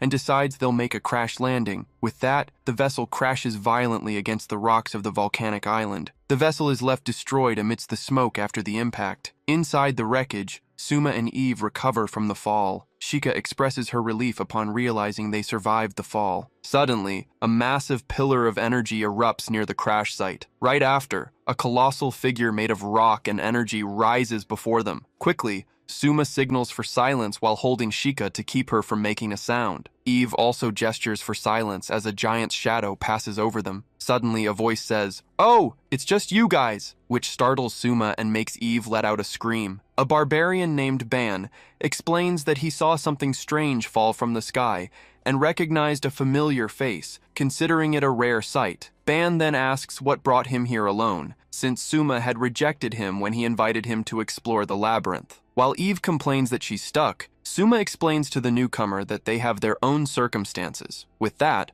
Ban understands that while he was in the lower layer, things on the surface went completely crazy. He questions the concern over the philosopher's stone materials, mentioning that there are many mutual aid organizations for explorers. Suma retorts that if those groups use their emergency funds, even the cheapest crystal coral will run out in an instant. Faced with the situation, he activates his creation cube to present a solution. Suma then forges a custom sword called Crimson Edge and proposes that Ban buy it to help him out. To the craftsman's surprise, the barbarian immediately and directly refuses the offer. The massive sword he created remains stuck in the ground after the rejection. At this, Ban explains he only uses battle axes, and Suma admits he can't get the materials to forge a stronger one. The barbarian then states it'll be hard to sell weapons to the explorers here, but Suma says the chances are still better than on the surface. Ban suggests he needs some flashy advertising, and then advises him to sell consumable items like recovery ones. At the suggestion, Sheikah recalls that even Oliver's group had to return to the surface to restock on supplies. Eve agrees with the idea and suggests there might also be a demand for spell scrolls, prompting Ban to say he'd buy both. Suma concludes that selling supplies won't be enough to reach their goal in time, agreeing they need advertising to attract the local explorers. Therefore, he declares he will fight the lower layers monsters alone to get the materials. Sheikah panics and questions him, but Suma apologizes and insists that no matter how much he thinks about it, this is the best way. He then explains that fighting and showing off the weapons in action has always been their best form of advertising. Eve adds to that thought, stating that what always changed their situation was a live demonstration sale. When Ban suggests someone else fight, Suma explains that it's precisely because he's the fighter that the product's performance stands out. With that, Ban offers to at least help gather materials, and Suma thanks him for the support. And so, a structure is driven into the ground to mark the start of their operations. With a confident smile,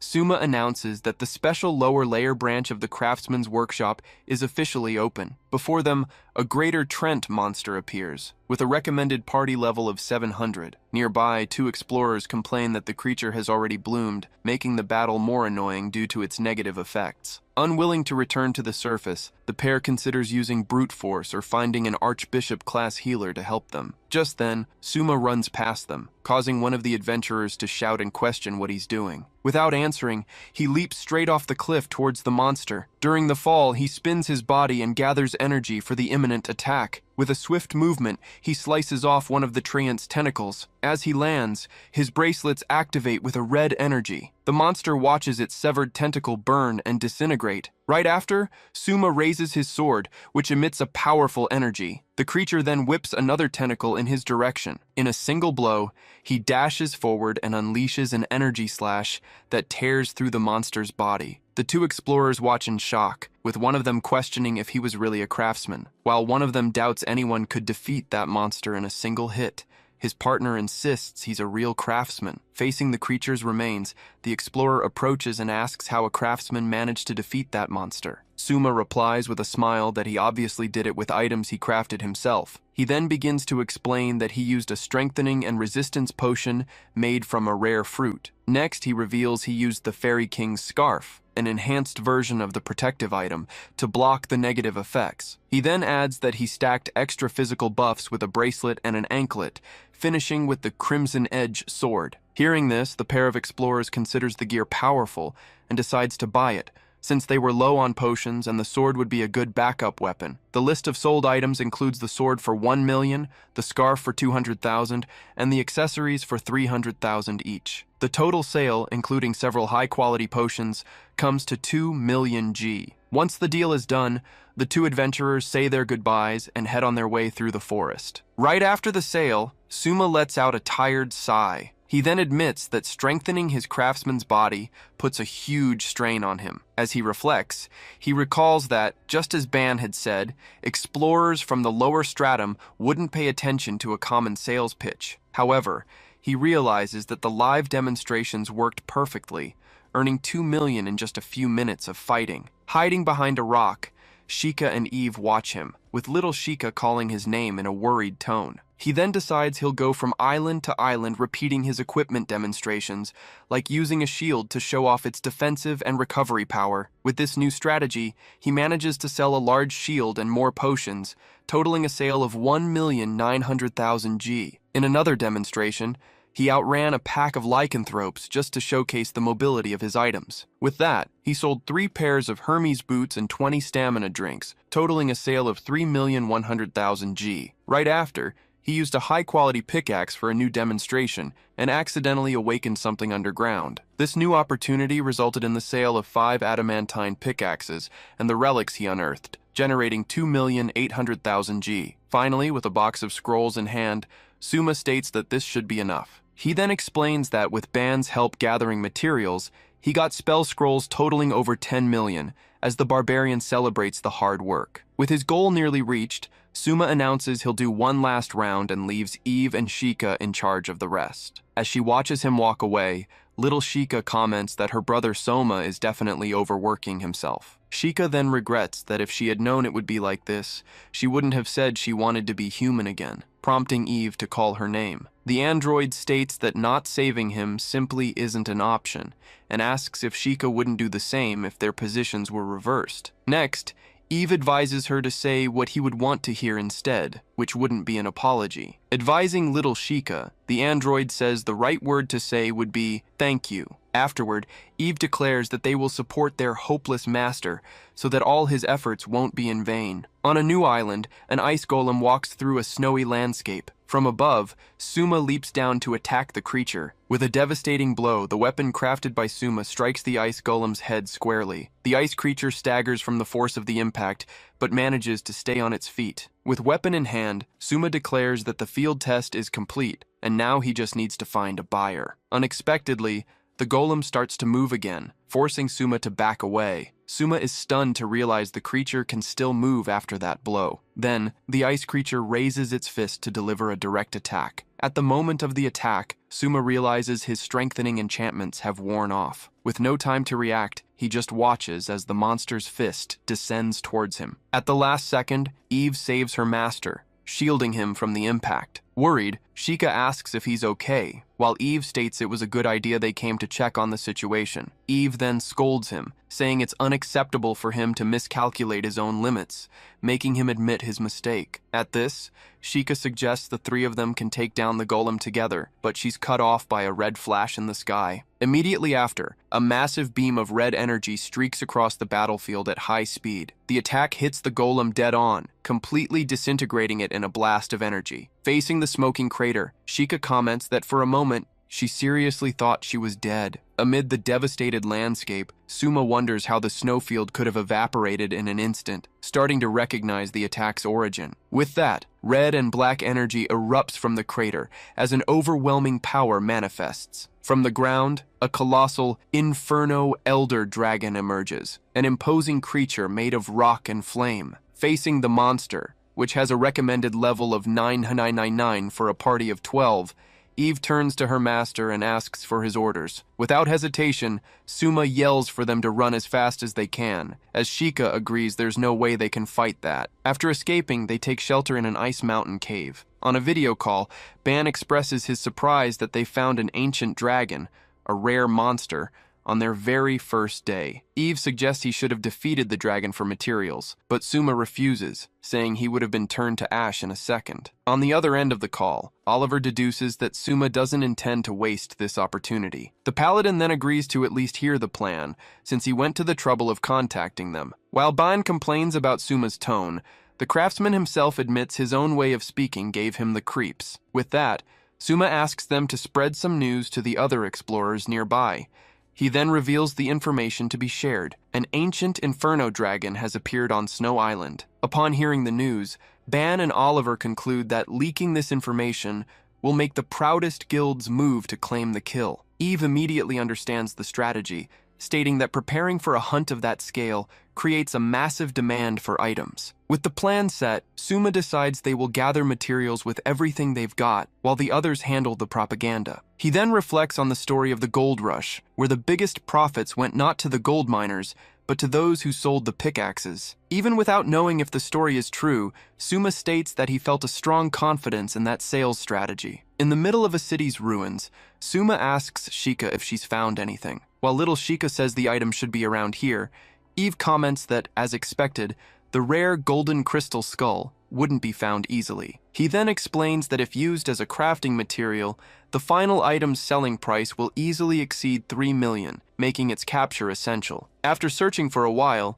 Suma comments that they've been on a good streak and suggests they take a short break to rest. However, their moment of rest is interrupted by a shower of feather-shaped projectiles falling from the sky. The feathers hit the ground with force, kicking up a large cloud of dust and debris on impact. After the attack ends, several feathers remain stuck in the ground around them. Amidst the dust, Suma begins to wonder if that attack could have been from who he thought it was. Suddenly, a laugh echoes from the heavens as a large gray wing appears in the air. Soon, the predator appears in his monstrous form and shouts that they meet again. Craftsman, one of the feathers he uses as a weapon, glows with intense energy. The monster then accuses him of spreading strange rumors, saying that thanks to that, it was easy to find him. Next, He guarantees there won't be a second time and that he will kill him for sure. With that, the feather arrow is shot at extremely high speed towards Suma. The projectile multiplies in midair, turning into a volley of several arrows. As he watches the attack,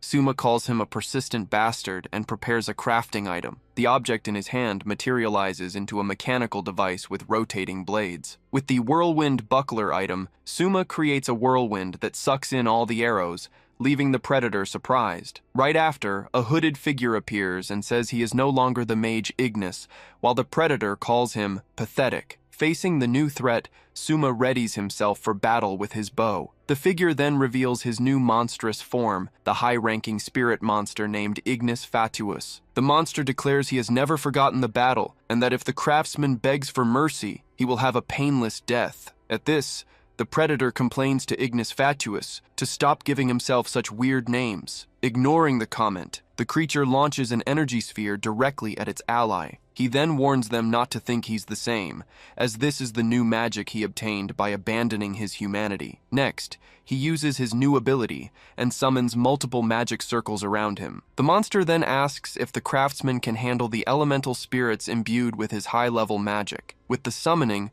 4 elemental spirits appear on the battlefield. The first to introduce itself is the fire creature, the salamander. Right after, the wind spirit, the sylph, manifests. Next, the water creature, the undine, appears. Finally, the earth spirit, the gnomes, complete the summoning. Without hesitation, Suma activates multiple creation cubes at the same time to prepare his defense. With this, he materializes 4 shields corresponding to each of the summoned elements. Soon, the spirits advance and attack the shields with their respective powers. The 4 spirits collide simultaneously against Suma's protective barriers.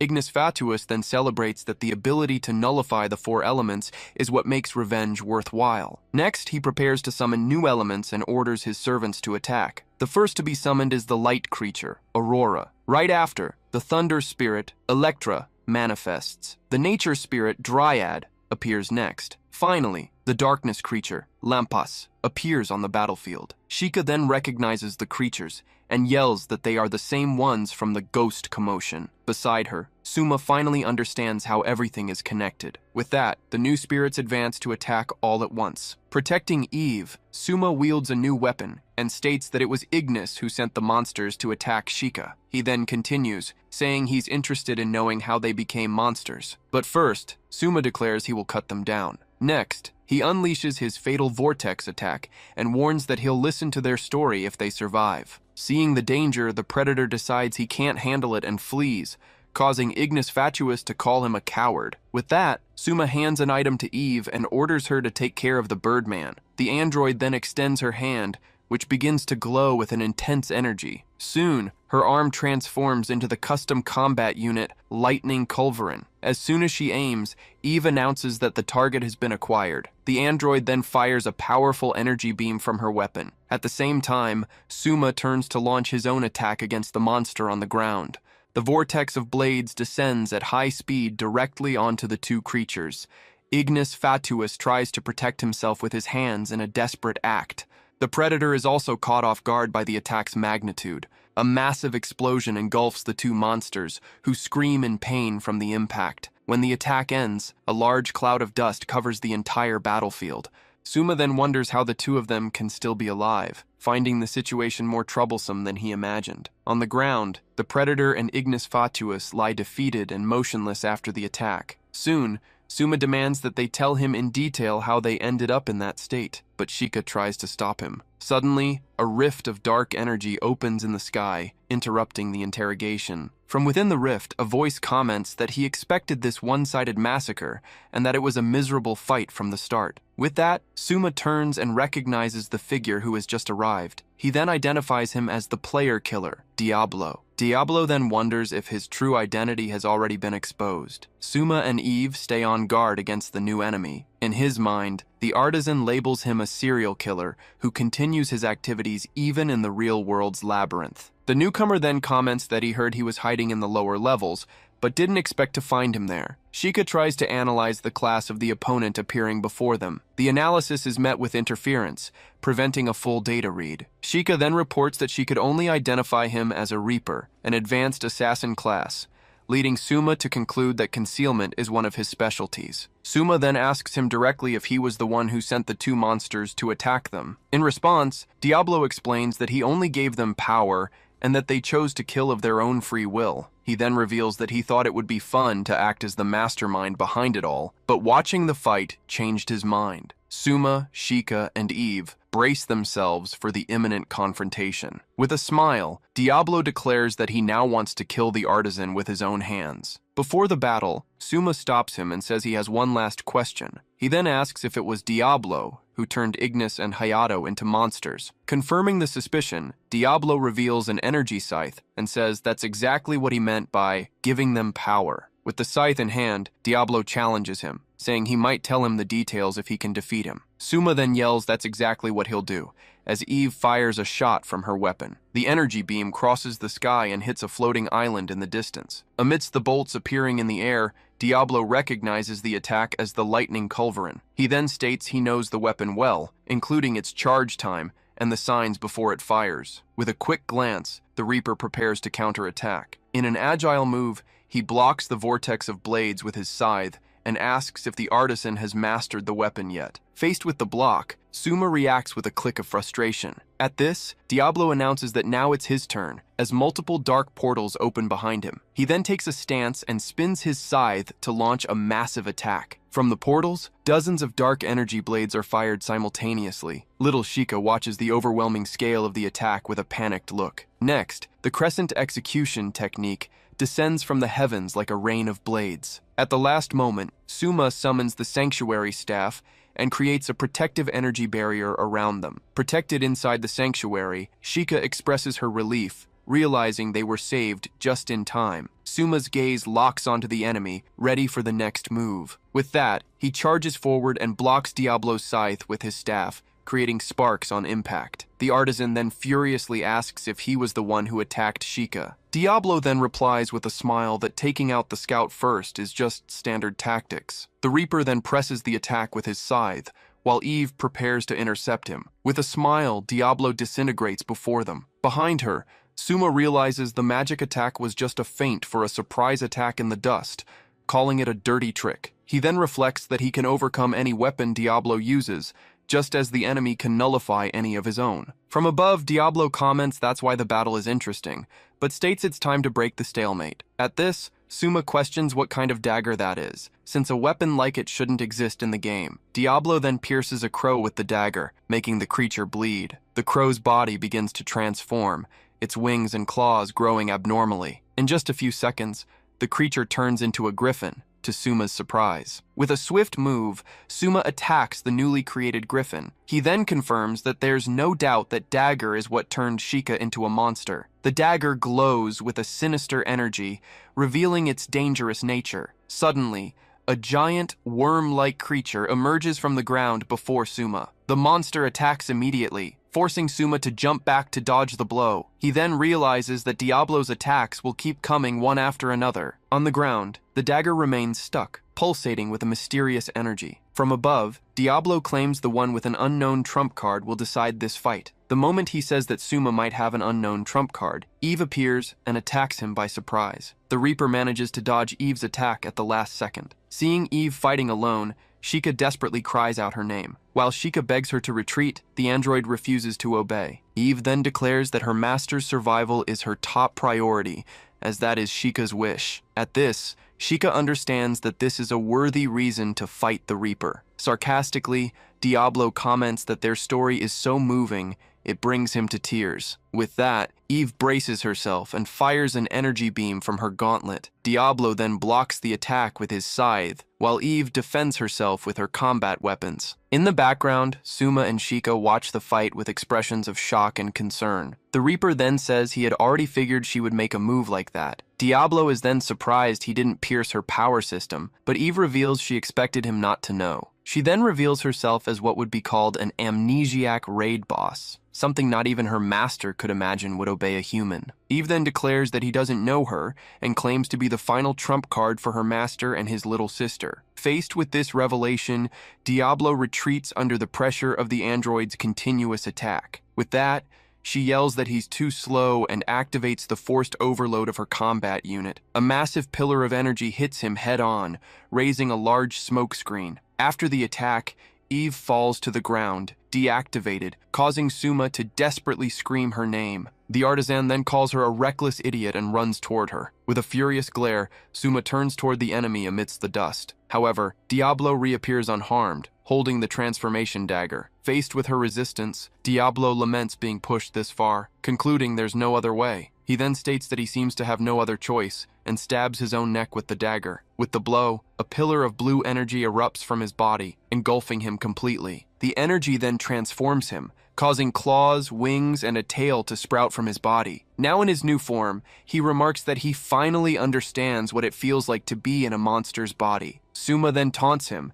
saying he's become a true Diablo, and that it suits him better than the title of Reaper. With horns and glowing eyes, Diablo's new form is fully revealed. Suma then recalls that every monster case in the game, like Shika becoming a fairy and Hayato a birdman, was unique. However, the craftsman admits he's never seen a transformation quite like this one. He then realizes this creature isn't any monster he's ever heard of. In the sky, Diablo hovers on his new wings, showing off his newfound power. He then calls out to Hayato, ordering him to use his Call of the Beast skill at once. The predator obeys and activates the beast summoning skill. A horde of beasts with glowing eyes then appears on the battlefield, surrounding the area. Diablo watches the scene with a confident, dark smile. In an unexpected move, he unleashes a shower of energy projectiles on the creatures he just summoned. The beasts are pierced and destroyed by their own master's merciless attack. After the slaughter, the beasts' bodies merge into a mass of purple and blue energy. Suma watches as the energy writhes and merges on the ground before him. Before him, a gigantic, multi-eyed creature emerges from the fusion as Diablo hovers in the sky. Without giving him a second to think, the massive creature lunges at him. Suma dodges the attack while activating his creation cube. He then summons the Staff of the Ice Wall to defend himself. Using the staff, he raises a massive ice barrier between himself and the creature. The monster's advance is momentarily stopped by the impact with the ice wall. He then creates the Willow Edge and declares that anything that gets through his defense will be met with area attacks. With the new weapon, he unleashes multiple attacks that pierce the barrier and strike the monster. He then declares they must keep moving to wear down the enemy, because stopping means death. Suddenly, Suma stops and looks up, sensing a new threat gathering. Above them, Diablo conjures a gigantic purple magic circle in the sky. From his high position, Diablo then invokes his ultimate technique, Eclipse Judgment. To defend himself, Suma raises his staff and summons an ice wall at maximum power. Even with his defense up, he looks up with an expression of despair. A pillar of dark energy descends from the magic circle and strikes the barrier. The ice wall shatters on impact, sending Suma flying. On the ground, Shika watches from beside Eve's deactivated body. With tears in her eyes, little Shika begs Eve to wake up. She then realizes that at this rate, her brother Soma will be defeated. Inside Eve,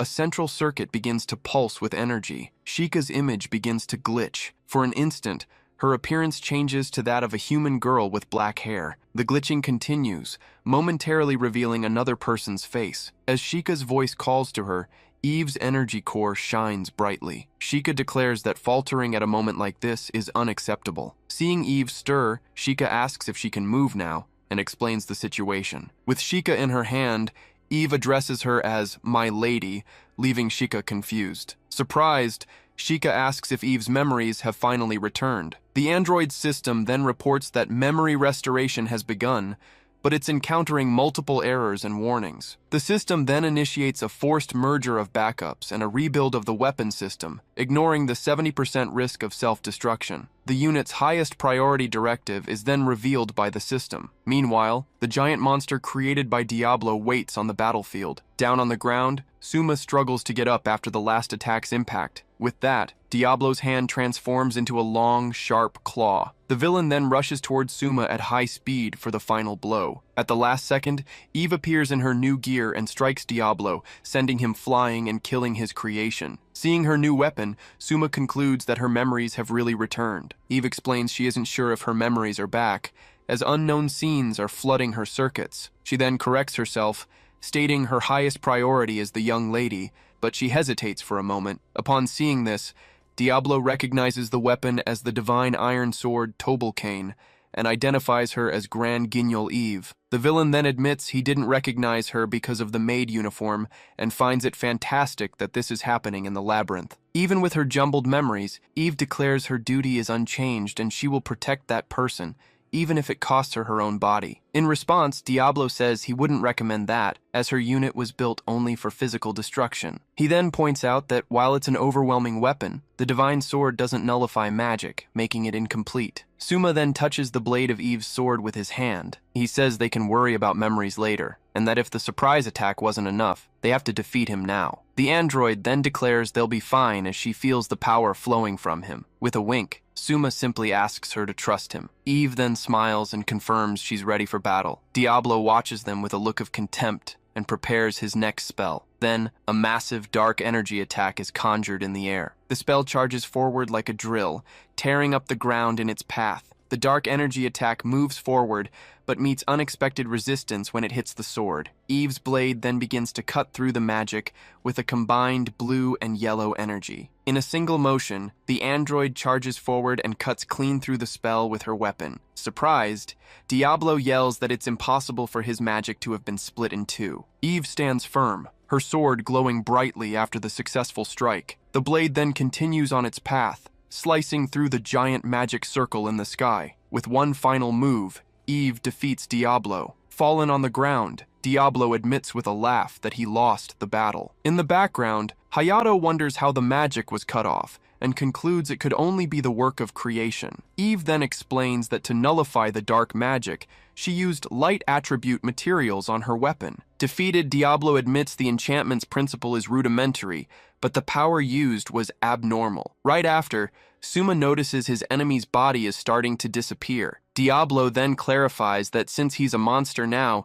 it's natural for his body to disappear upon death. Before he completely fades away, Suma approaches and grabs him by the collar. Furious, he demands to know where the dagger came from and how to reverse the transformation, asking if he was the one who turned Sheikah into a monster. Diablo just stares at him, his gaze fixed and expressionless. He then claims not to remember doing that to Sheikah and says the dagger came from a thorn he found in the lower levels. He adds that he doesn't know any way to reverse the process and never imagined the Philosopher's Stone could be the cure. Suma then asks if he's trying to say he isn't the main cause of the problem. As his body fades away, Diablo says believing him or not is his decision, but to remember one thing. With his last words, he warns him that the labyrinth is overflowing with unknown things and then disappears, leaving his items behind. A system notification then announces that Eve's specialized unit, the Divine Iron Sword Tubal-Cain, has been unlocked. A status panel displays the financial results, revealing that 49 million G are still needed to reach the final goal. Back on the surface, Suma reports the incidents to Altair, but admits he doubts Diablo's testimony. Despite his doubts, he knows his goal remains the same, as a crowd shouts that they're buying the burning blood of the infernal dragon and the crystal coral. In the middle of the auction, Suma presents the crystal coral for 10 million and the burning blood of the infernal dragon for 40 million, making everyone wonder how rich he is. With this purchase, he finally gathers 2 of the 3 materials needed for the Philosopher's Stone. The last and most expensive remaining item is the Elixir of Mercurius, which costs 50 million G in the surface area. As he thinks they're already past the halfway point, Ban calls out to him from the crowd. The barbarian then approaches and says he has something to discuss with him regarding that matter. Outside the shop, a person says goodbye to Eve and asks her to let them know if she has any problems. Inside the establishment, Sheikah asks if Eve is hurt, but the android replies that her self-repair function is normal. Sheikah then asks if she wants to eat something, but when Eve asks for an energy bottle, Sheikah interrupts her. Eve just watches her in silence, waiting for the next question. With a smile, Sheikah apologizes for the sudden interruption. At that moment, a glitch in the android's memory displays an image of Sheikah next to another girl. As she drinks, Eve states that her personality parameters haven't changed, but that memory fragment is different. Eve then concludes the fragment is likely an experience of hers from before her memory was damaged. Fortunately, she realizes that for now, the effect is just a slight confusion. Because of this, she worries that if the situation worsens, there's no guarantee she'll remain herself. So Sheikah insists that she stay quiet and rest, as the most crucial moment for healing is now. After apologizing, Eve asks if the little sister also takes care of the master that way. The unexpected question leaves Shika completely surprised. Shika then explains that Suma rarely gets sick and that he's actually the one who takes care of her, making Eve foresee a long conversation. At that moment, Suma opens the door announcing they're back, which startles Shika. While Eve comments on the rare guest, Ban hands over the information-gathering report the master requested. The barbarian then says he needs to eat something first, since he hasn't eaten since entering the lower levels, and grabs the cockatrice meat. Next, he shows the submaterial power herb to go with the meat. With that, Suma uses his creation cube and announces that the grilled cockatrice is ready. A perfectly grilled cockatrice thigh is served on a plate. Surprised, Eve asks if he can create food with his abilities, and he confirms he can, prompting her to ask Shika about her master's cooking. Shika joyfully replies that he has made cakes for her birthday before, making Eve once again foresee a long story. As he eats, Ban says it's time to get to the main topic. With that, he announces he has a good report and a bad report, and asks which one they want to hear first, leading Suma to ask for the good one. The barbarian then reports that although they didn't defeat the ancient dragon, they managed to repel it and get a mountain of items. He then reveals that one of the participants wants to place a massive order that could be worth up to 10 million, which gets Shika excited. Ban swallows his food before continuing the story. The barbarian then explains that the client's longtime partner was killed by Diablo, and the order is a reward for the revenge. Shika and Eve listen attentively to Ban's explanation. Suma's gaze remains serious and focused as he hears the news. With that, he says he's glad to know it was worth fighting without running away. The bone ban was holding brakes from the force of his bite. Next, he announces that now comes the bad report everyone was waiting for. With that, the barbarian reveals that someone else has turned into a monster, and it happened after Suma returned to the surface. Upon hearing the news, Suma concludes that Diablo's testimony was true. He then understands that the owner of the thorn that became the material for the dagger is the one who turned Shika into a fairy and continues to spread the damage. Suma asks if he has any idea who it could be, but Ban replies that he didn't see or hear anything, and his analysis skill yielded no results. Next to the corrupted gem, Ban concludes that if even he doesn't know its origin, then no one in the labyrinth will. At this, the barbarian despairs and yells that it's checkmate, but Suma scolds him for giving up so quickly. Eve then comments that they really have no clues, as even the gem's name is corrupted. Upon touching Diablo's dagger, a blue energy is emitted from the object. This triggers a vision of an army of dragons and demons before a dark castle. The vision then focuses on a dragon charging towards her, causing her to step back in fear. Suddenly, Eve falls unconscious and is caught by Suma. Worried, Shika shouts the android's name and asks if she's okay. At this, Eve gets up and says she now knows the name she was looking for. She then reveals that the Demon King Oz is most likely the name of the problem's main cause. With a confused expression, Violet asks what a Demon Lord is. The cleric then says she's never heard of it, and Eve adds that Suma didn't know the term either. Shika then wonders if the suspect who turned her into a monster is a mysterious creature that not even Suma knows about. As Eve offers some sweets, Violet takes the chance to ask the other maid, Clara, if she knows anything. The maid named Clara promptly replies that she doesn't, as that name isn't registered in her memory either. With that, Eve concludes that, as expected, Clara is a standard automaton and doesn't have that specific memory. Eve then reveals to Violet that she's keeping the other half of the club, but the cleric replies she wouldn't be able to recognize it anyway. Next, Shika laments that since they got no results, her only option is to search the labyrinth for the same presence as the jewel. Suddenly, the two look at Shika in surprise as she approaches the orb Eve is holding. Violet asks if this presence is just magical power, but Eve denies it, leaving Shika incredulous at their doubt. Shika explains that the dagger, the jewel, and Diablo all emitted a distinct presence, which is why she assumed the Demon Lord would do the same. She then hypothesizes that her sister and the Demon Lord Os are causing a resonance through their abilities. With a sparkle in her eyes, Shika realizes this means she might be able to find the Demon Lord and be useful to Suma. Not quite understanding, Violet says she's happy for her, and then asks where Suma is right now. The answer is that he went to the lower levels on the committee's recommendation, which surprises Violet about his schedule. On the way to their destination, one of the committee's knights decides to reconfirm the details of the request with Suma. He then explains that the mission is to interrogate a victim of a transformation phenomenon, a target known as Georg the Dragoon. The knight reveals that Georg has been refusing to speak with the committee and suggests that Suma, being another victim, might be able to persuade him. Without warning, Suma interrupts him and grabs his arm, telling him to stop immediately. Just ahead, a large explosion occurs, forcing everyone to stop and watch. From the top of a cliff, a desperate voice shouts for them not to come any closer and to stay away. The figure reveals himself to be Georg, who, in his monster form, pleads for them to leave while he can still maintain his sanity. From this, Suma understands that Georg fears his mind will also turn into a monster along with his body. He then begins a creation using a scythe, a key, and a piece of cloth as materials. Upon activating the triple creation skill, a prism-shaped item materializes in his hand. In an act of desperation, Georg fires an energy blast while yelling for them not to get close. With a simple gesture, Suma projects a small, dark sphere that completely absorbs the attack. Surprised, the monster man can only let out a gasp at what he just saw. The sphere then explodes in a small, controlled detonation right in front of the group. After the dust settles, Georg stares at the item Suma is now holding and calls it Falx Noctis. The scythe's blade cuts through the air, creating a momentary dark rift in the sky. As soon as he landed on Georg's head, Suma scolded him for not listening to his warning. With a shout,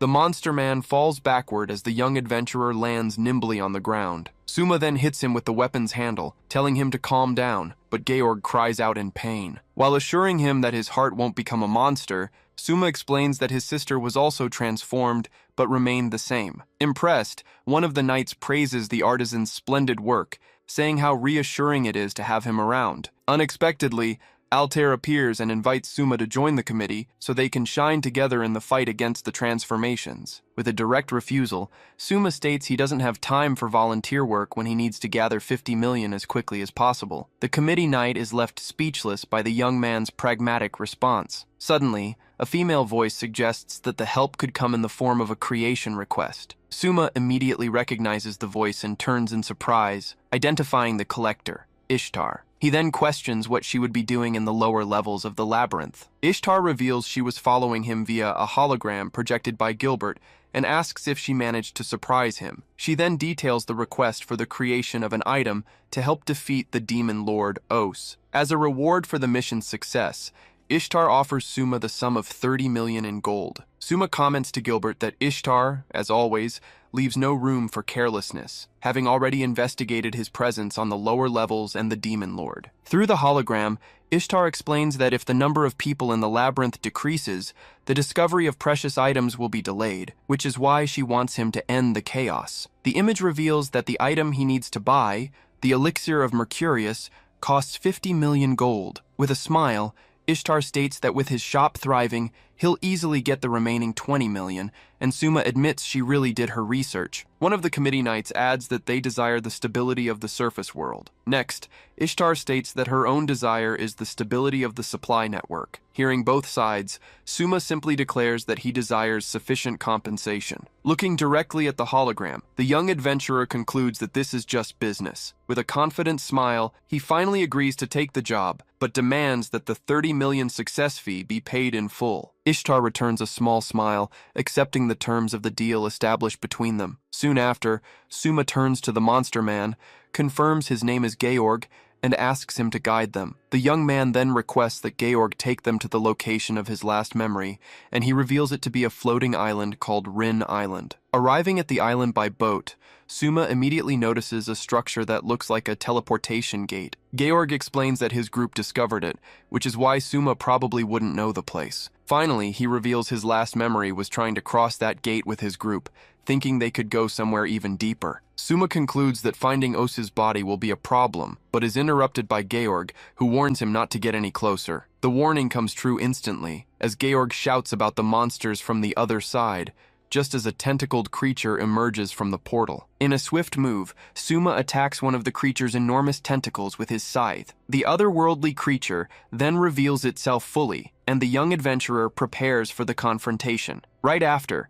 Suma scolds him for not warning them sooner, but Georg apologizes, saying he only just remembered. After the brief confrontation, the creature's remains are quickly sucked back into the portal. Observing the now calm portal, Suma comments that it was a sick joke and that he would never bring Shika to a place like this. Shocked, Shika asks why she can't go on the expedition. In a flashback, the fairy questions why she's the only one staying behind, insisting she can sense the demon lord's presence, but Suma apologizes, saying he can't take her. Without giving many details, he simply replies that there are several reasons for his decision. Secretly, Suma thinks that the dangers in the deepest part of the labyrinth are unknown, and there's no way he can take Shika to a place like that. He also concludes that if he explained the reason, she would probably oppose the exploration itself. Eve just silently observes the interaction between the two. Back in the present, the floating island with the portal is shown in its entirety. A large crowd of adventurers gathers in front of the portal where Suma awaits them. In hiding, Eve admits that despite what she said, she's still worried about him. Soon, the automaton warns Shika,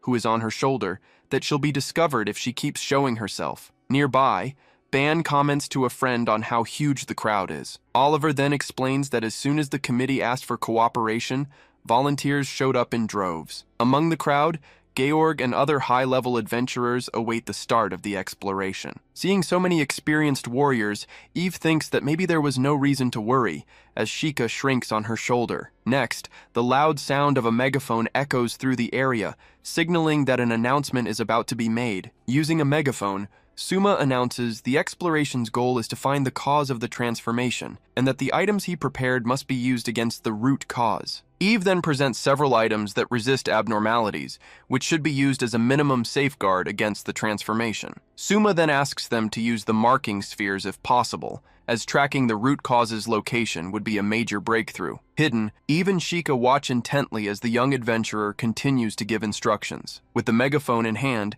he prepares to give the final command to start the operation. Even from a distance, Shika watches everything with an attentive gaze and a slight smile. Suddenly, a gigantic tentacled creature emerges from the portal, surprising everyone. Without hesitation, Suma orders the operation to begin, instructing the suppression team to distract the monster so the investigation team can advance. Quickly, the adventurers fly towards the monster, starting a large-scale battle. Taking advantage of the distraction, a hand reaches toward the brightly glowing portal. With a decisive step, Eve moves forward and prepares to cross through the mysterious portal. Shika, who is close by her side, watches the scene with an expression of pure apprehension. Upon arriving on the other side, Suma comments that the place looks like an alternate dimension full of errors, like a buggy game. Eve despairs when she notices they're alone, but Suma reassures her, explaining that everyone was just sent to different locations. He then reveals that the portal's nature had already been determined,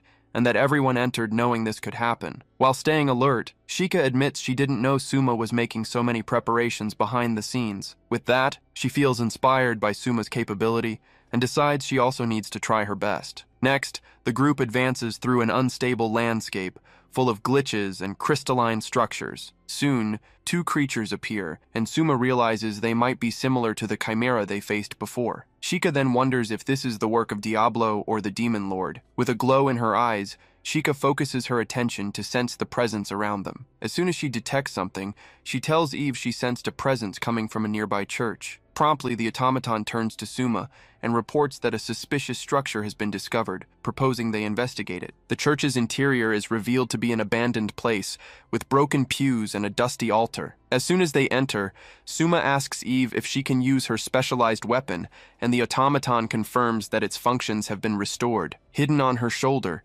Shika recognizes the same presence as Diablo's, and believes there might be a clue there. With her great sword in hand, Eve orders whoever is hiding to show themselves. Suma then reinforces the warning, stating he knows there's someone behind one of the pillars. A silhouette moves slowly from behind the structure, revealing they were not alone. Seeing who it is, Suma reacts with surprise and questions their presence there. The silhouettes are revealed to be the mage Ignis and the predator Hayato, now in their monstrous forms. Immediately, Suma readies his creation cube for battle. Quickly, the two surrender and try to explain that they were forced to become monsters because of a dagger. Suma then questions them for playing the victim, even after they attacked him so enthusiastically. Afraid, they beg, saying they don't want to be annihilated like Diablo and that they're already at their limit from being pursued. At that moment, the space around them begins to crack, catching Suma's attention. Right after, Sheikah screams a desperate warning for Suma to look up. A massive energy attack descends from the heavens, striking the ground with violent force. Surprised, Suma notices Sheikah's presence and immediately accuses Eve of being an accomplice for bringing her along without permission. While Eve tries to justify herself, saying she had no choice, Sheikah interrupts to warn them about something more important. Sheikah then warns that she's sensing a malevolent presence, the same one from Ishtar's dagger and the jewel. With wide eyes, she states she is certain there's no mistake in her perception. Eve also stares at the rift in space, about to identify the source of that presence. Suma raises his head and prepares for whatever is about to emerge from it. Finally, the creature reveals itself completely and is identified as the fearsome demon lord Oz. Floating amidst an aura of energy, the demon lord stares down at Suma. The young adventurer confirms that, from its presence and appearance, it is undoubtedly the demon lord Osa. Hayato then recognizes it, panicking as he claims that's the monster that was chasing them. Even while wondering if they should run, Suma decides this is a good opportunity to gather information. In a quick flashback, he remembers coming up with a strategy for a situation just like this. With that, Suma raises a sword and announces he's calling for reinforcements. The tip of the blade strikes the ground,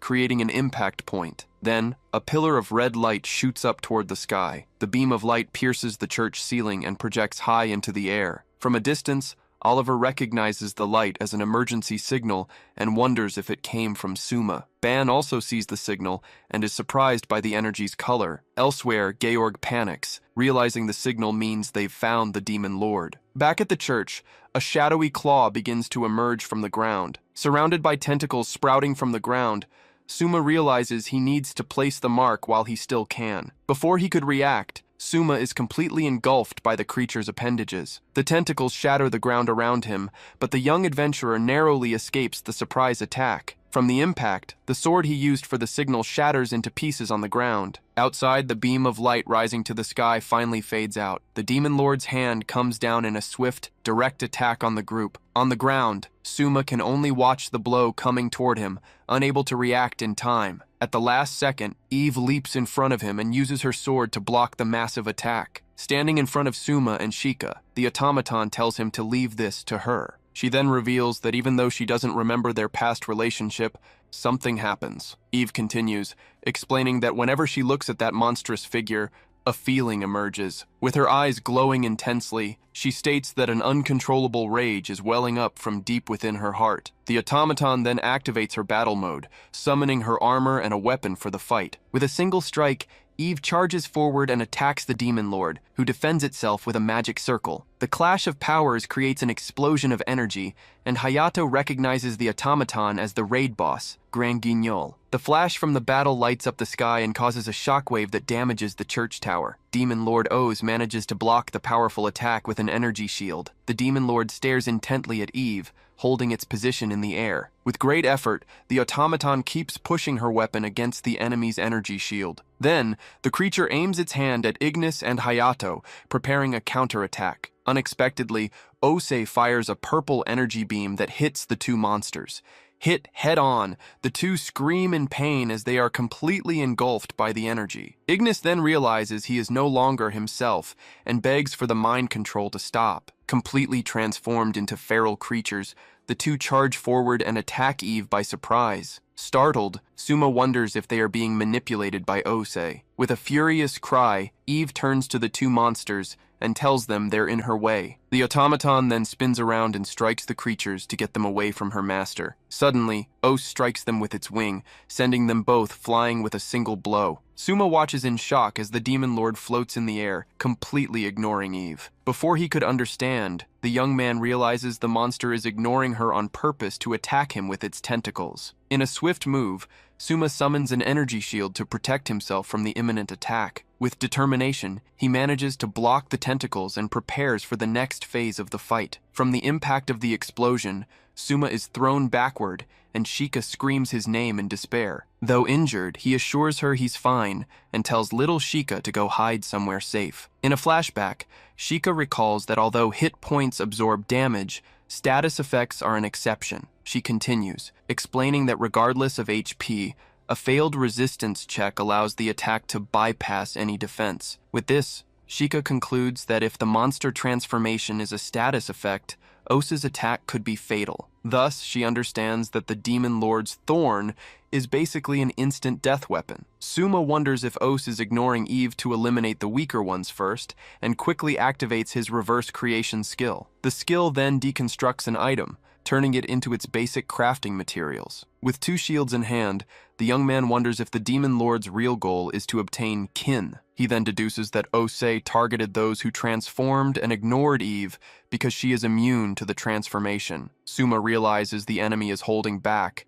As if it wanted to kill him, it could have summoned more monsters. With his new shields, he concludes that he's being hunted for being the only human, and that Os is waiting for a chance to use the thorn. The Demon Lord charges forward again, striking Suma directly with its tentacles. Worried, the young man realizes he won't have time to switch his strategy to a counterattack. Seeing the attack approach, he fears that at this rate, he will be completely overwhelmed by the enemy's strength. Straining, Suma uses his shields to block the direct attack from Os's thorn. Suddenly, a red object hits the Demon Lord's side in a small explosion. Surprised, the young adventurer turns and recognizes it as one of the marking spheres. In a desperate act, Sheikah, who threw the item, yells for Suma to run. Immediately, a targeting mark appears over Ose, confirming the item worked. The Demon Lord then turns its attention to Sheikah and attacks her with a beam of energy, causing Suma to cry out. Engulfed by the energy, Sheikah screams in pain as her form begins to falter. Amidst her despair, little Sheikah feels her body transforming and begs for help. With a determined look, Eve prepares to intervene. The automaton then rushes at high speed toward the danger,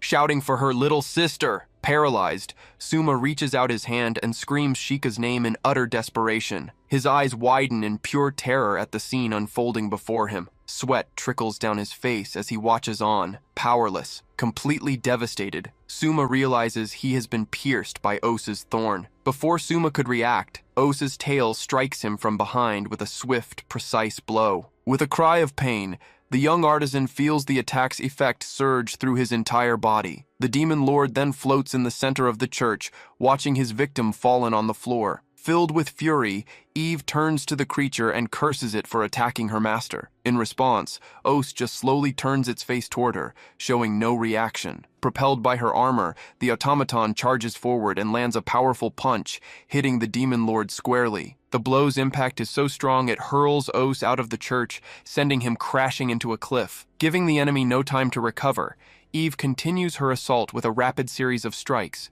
With a determined look on her face, she keeps the pressure on the Demon Lord in midair. The force of her attacks pushes Os further and further back. As the battle rages on, Suma realizes he's been hit by the monster transformation thorn. Keeping his cool, he decides to analyze the situation and takes out an item he prepared for this exact moment. Upon using the item, he discovers the success rate for resisting the transformation is only 38%. In desperation, Suma laments that all the countermeasures he prepared resulted in such a low chance. With no time to lose, he decides to use a maximum resistance enhancement agent, ignoring the possible side effects. With the success chance rising to 50%, Suma feels the transformation energy course through his body. Shortly after, a system notification confirms the resistance check was successful. Exhausted, Suma gasps for air as the thorn in his chest slowly begins to dissipate. This confirms his suspicion that he can resist the effect using his disease resistance as long as he doesn't fully transform. Suddenly, the transformation energy hits him again, making him cry out in pain from the surprise. Suma then realizes the thorn will repeat the status check indefinitely until he finally turns into a monster. Remembering Sheikah, he refuses to give up and strengthens his resolve to resist. Amid the pain, the small Sheikah appears before him, calling his name in a gentle voice. With her name on his lips, Suma focuses all his willpower to fight the curse. A sphere of shimmering fairy dust then forms around him, protecting him from the dark energy. Shika then explains that when it comes to countermeasures for diseases, this is the best option. Calling out to him once more, Shika looks at him with a meaningful gaze. With a serene smile, she says goodbye and confesses that she truly loved him. Then, Shika closes her eyes and her body begins to fall slowly. Suma finds himself holding what's left of Shika in his hand. With a furious gaze, Suma faces the situation in complete silence. With clenched teeth, his expression fills with a new and dangerous resolve. Next, he pulls out the piece of the thorn still embedded in his chest. With a shout, Suma uses the thorn to create something. As his hand begins to transform, a notification confirms the disease check has been completely neutralized. Immediately, Suma begins a detailed analysis of Shika's remains to understand what happened. Focused on finding something, he searches for any clue in the fragment's data. Soon, the monsters Ignis and Hayato land in front of him, interrupting his analysis. Observing them, Suma realizes they were merely being manipulated by Osa's magical waves. With the thorn in hand, he concludes that if he can nullify the magic's effect, he can reverse the situation. Seeing it's now or never, Suma decides to fuse the thorn with his creation cube without hesitation. As the two monsters advance to attack, the artisan prepares to use his new item. A flash of energy erupts from the ground, hitting everyone in the area in an instant. In an agile move, Suma dodges the two creatures' attack, slipping between them. With the new weapon in hand, the young artisan prepares to test his newly formed theory. He then strikes the two monsters with the energy blade, which covers them in a dark aura. Amidst the smoke, Ignis and Hayato start to cough, wondering what's happening to their bodies. Suma then theorizes that, just like Diablo, Ose was also just manipulating his monsters. From this, he deduces he can overwrite the control command with an item of the same magical power. The young man then concentrates Shika's energy in the palm of his hand, ready to unleash its power. A large sphere of energy expands from him, enveloping the entire church in a blue light. As the energy dissipates, Shika's power flows along the ground and returns to Suma's hand. Kneeling, the young man looks up with an exhausted yet hopeful expression. With a tear running down his cheek, he remembers the little Shika who protected him. A vision of Shika sleeping peacefully in the palm of a hand flashes through his mind for a moment. Back in the present, Suma clasps his hands and gives thanks that everything worked out in the end. In the distance, a trail of smoke rises from the forest, marking the spot where the battle continues. Amidst the destruction, Eve and the demon lord Oz face off, ready for the next clash. As the thorn regenerates in Oz's chest, Eve realizes its strength and regeneration speed are superior to Diablo's. The demon lord's eye glows with a menacing intensity, hinting at its next move. This makes Eve wonder who will give out first, the enemy's regeneration or her own ability to maintain this form. Oz stares at the automaton in silence, preparing for the battle's climax. Suddenly, a massive magic circle appears on the ground, trapping both opponents inside. Eve notices the shift in the demon lord's presence and concludes it's going all out, deciding to stop it even if it costs her life. Before she could act, a powerful energy attack from outside strikes the magic circle with full force. Surprised by the intervention, the automaton turns to see who has arrived. On a nearby cliff, the reinforcements celebrate the hit and rush to join the battle, seeing that both are still alive. Taking advantage of the distraction, Os uses the magic circle to begin a swift retreat from the battlefield. The demon lord casts one last look back as it escapes through the forest. It then dives into an energy portal that opens on the ground. The creature disappears completely, sinking into the pool of energy. Realizing it's retreating, Eve tries to stop it from escaping, but it's already too late. Back in her original form, Eve concludes that Os fled as soon as the situation turned unfavorable, proving to be a monster on a different level. Immediately after, a powerful energy overload hits her, making her scream in pain on the ground. With the pain, a new fragment of her broken memory reveals that she had fought Os in the past. The memory ends with the shocking revelation that in that confrontation she was completely defeated. Back in his room, Suma approaches the bookshelf while watching the small Shika. On a cushion, Shika begins to mumble as she slowly awakens from her sleep. With a small movement, she opens her eyes and looks to the side. Suddenly, Shika sits up, startled, and shouts Suma's name. With a gentle smile, Suma holds her and says she's finally awake. Right after, Eve reassures her, explaining that not even a day has passed since the incident. Relieved, Shika sits on the cushion and expresses her joy that everything is okay. Suma asks how she is, but Shika replies that's her line and she doesn't remember anything that happened. Just then, a voice comes from a communication screen announcing that he's also awake. General Commander Altair then reports that, to everyone's relief, neither he nor Suma have any after effects. With that, he decides to briefly review the current situation, highlighting 3 important points for everyone. The first point is that the labyrinth investigation has continued, but the key figure, Ose, remains missing. Second, Altair reveals that the monster duo was taken into custody after they begged for protection. For the third and final point, the commander decides it would be best if Suma himself explained it. With a sigh, Suma admits he had a suspicion the moment he heard the name Ose, and seeing his face just confirmed everything. With conviction, Suma reveals he has discovered Ose's true identity, leaving Shika completely shocked. He then begins to explain that years before the labyrinth appeared, there was an internal data leak from a game. Amidst this data was a hidden story revealing that the Grand Guignol series were mechanical life forms from an ancient civilization. Within this information, he found an implementation proposal for a character named Ose, after one of the 72 demons of Solomon. Suma clarifies that these demons are from old occult books, and Shika recognizes them as a common element in anime and games. He then confirms that, among the 72 demons, there is one called Ose. Legend says that when summoned, the demon god Os appears as a leopard and can transform humans into any form. With a smile, Suma asks if the leopard head and the forced transformation ability seem like a mere coincidence. He then states that the similarities, combined with Eve's testimony, naturally reveal the answer. An image shows Os in his full form, leading other monstrous creatures. Finally, Suma declares that Os's true identity is that of an unimplemented boss, the Lord of Monsters, who destroyed the ancient civilization. Shocked, Shika realizes that's why the transformation data was full of noise.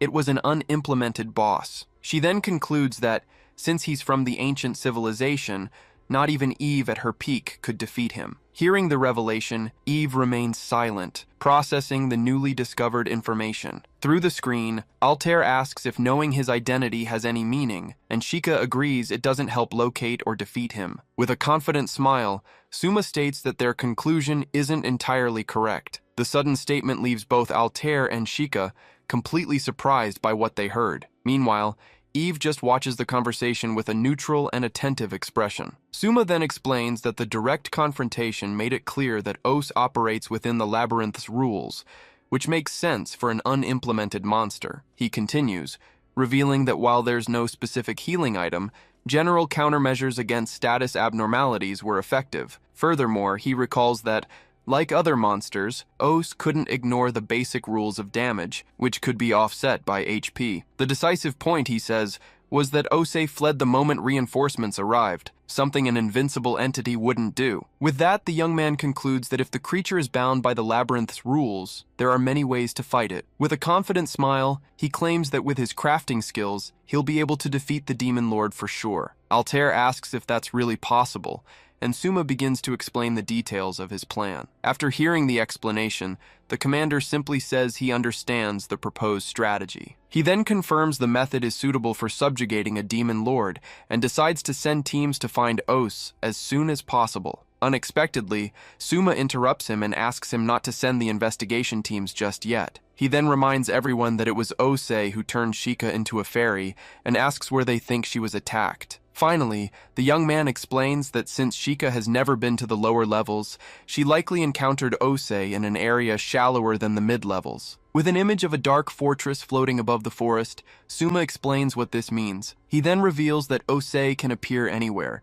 and that the low number of victims was only due to his cautious personality. Shocked, Altair realizes the search area is the entire labyrinth, making it too vast to investigate. With a smile, Suma says he has already prepared a countermeasure for this, as he has a very capable little sister at home. Next, he explains that the marking sphere Shika threw can be used to track Os's reaction and narrow down his location. Looking at little Shika, the young man asks her to lend him her strength to track the enemy's presence. Promptly, Shika agrees to help with an expression full of enthusiasm and determination. Suma then turns to Altair and asks for a favor, which the commander accepts without even hesitating. The request is for him to call back the explorers and form the strongest possible subjugation squad. Worried, Altair questions him about the risk of a mass attack tactic increasing transformations, but Suma reassures him. He then clarifies that the squad doesn't need to fight O's, but rather secure a safe path for him. Suma deduces that Os must have already realized he's facing humans capable of killing him. With this, he believes the Demon Lord will first increase his military strength, turning the confrontation into a battle of numbers. Finally, the young craftsman stares at Os's image and declares that, in other words, this has become a war. Shortly after, the narrator explains they set out in search of Os's hideout. With Shika on his shoulder, Suma clarifies that the search is just a matter of walking through each area of the labyrinth in order. Looking at the map, little Shika points out that the marking sphere will react once they enter the right area. Soon, the narrator reveals that by relying on this and Shika's senses, they finally found a suspicious cave. The next step was to join the subjugation squad for final preparations at the team's base. However, what was supposed to be a strategy meeting begins with Ban proposing a toast to celebrate the squad's formation. With his mug raised, the barbarian leads all the adventurers in a lively toast. Seeing Ban drinking wildly, Suma comments that he figured this would happen. Eve mentions she heard it was a pre-operation meeting, but Suma replies that for them, it's just an excuse for a feast. A hand rests on the chair next to Suma, catching his attention. Altair then asks him to let it slide, explaining that since explorers risk their lives, this might be their last chance to have fun. While pouring a drink, he adds that the operation is particularly dangerous, and Suma agrees that he knows. Suma then reassures him, saying the preparations are done and that it's fine, as long as they don't get hangovers. Suddenly, one of the adventurers gets excited seeing that they brought some Aurora wine, and Suma is left speechless. Angrily, Suma realizes that Altair, the commander, actually intends to drink until he passes out. While Suma and Ban were messing around in the background, Altair approaches Eve and asks for a word with her. The commander then reveals he was surprised by what Suma told him and asks if he can really trust her. The automaton just watches him in silence for a moment, showing no reaction. With a steady gaze, Eve begins to explain her true nature. Soon, she reveals herself as a survivor of the ancient machine civilization and an entity that once opposed them. The automaton then confesses that her memories have been returning,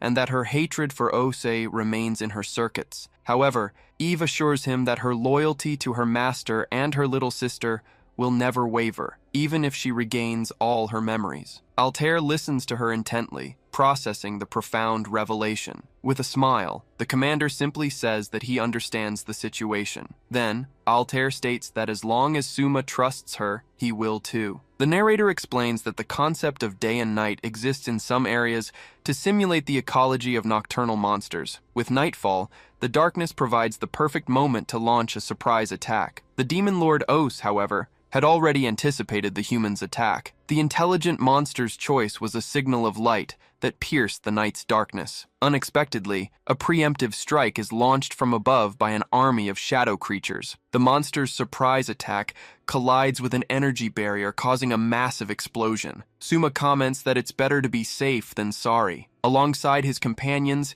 he reveals Plan B: intercept their surprise attack and crush them. With a gesture, Suma signals to Georg and the others that the operation has begun. Next, two archers fire a volley of energy arrows toward the sky. Mages and other warriors join the assault, casting their own spells against the monsters. A series of explosions lights up the sky as the explorers' attacks land squarely on their enemies. Excited, Georg celebrates the successful ambush and shouts that they did it. Suddenly, a new threat emerges from the smoke, taking the adventurers by surprise. A gigantic stone dragon emerges from the trees, ready for combat. Without hesitation, Ban charges forward and strikes the dragon with a mighty blow from his hammer. The impact of the attack begins to crack the stone monster's head. With a war cry, Ban challenges anyone else who wants to be split in two to face him. As the battle unfolds, Osei watches his minions fall, concluding the surprise attack was a failure. Facing the situation,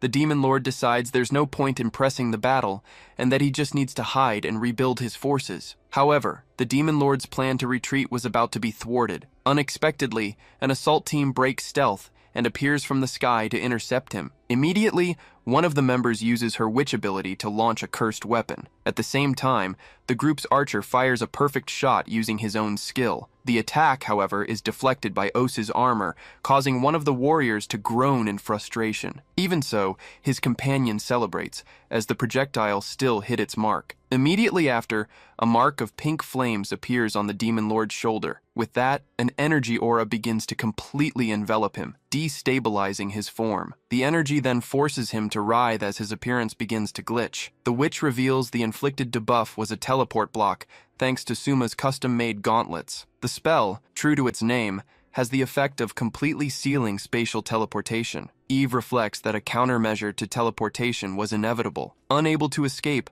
Ose turns and flies swiftly toward a new destination. Immediately, a tracker reports that the target is heading for the cave and that the plan is proceeding successfully. With that confirmation, Suma orders everyone to begin pursuit before the enemy can regroup. While being carried by Hayato, Suma orders him to speed up, but the predator refuses to take orders from him. Oliver scolds them both, reminding them that you can never have enough firepower in a battle like this. Just ahead, the cave entrance comes into view, emanating a dark and menacing aura. Suddenly, a mass of tentacles erupts from the darkness, catching everyone off guard with a swift attack. Oliver quickly yells for Suma not to stop, as he and the others prepare to intercept the strike. Suma then hits the ground and runs for the cave entrance, slipping between the tentacles. Oliver and Altair slam into one of the appendages, clearing a path for the young man. Then, Oliver yells for Suma to leave this to them and keep going. Altair, however, says he'll catch up shortly, as he has something to settle. With a confident grin, the commander stands beside Oliver and says he'll join him as soon as he takes down the big guy.